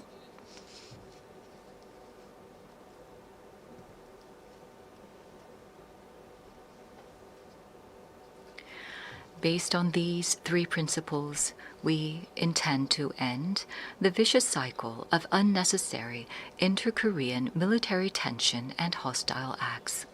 That is a reason why we have proactively taken measures, including halting the launch of leaflets and suspending broadcasts toward the North. Going forward, The government of the Republic of Korea will consistently seek a path to reduce military tensions and restore inter-Korean trust. The most certain peace is a state where there is no need to fight.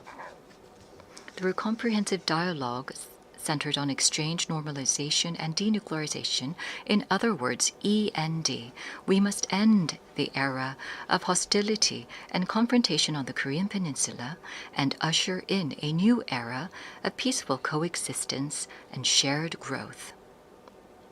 The fact that exchanges and cooperation are a shortcut to peace is a timeless lesson demonstrated by the history of fraught inter-Korean relations. By gradually expanding inter-Korean exchanges and cooperation, we will pave the way for sustainable peace on the Korean Peninsula. It is crucial for both the ROK and the DPRK, as well as the international community,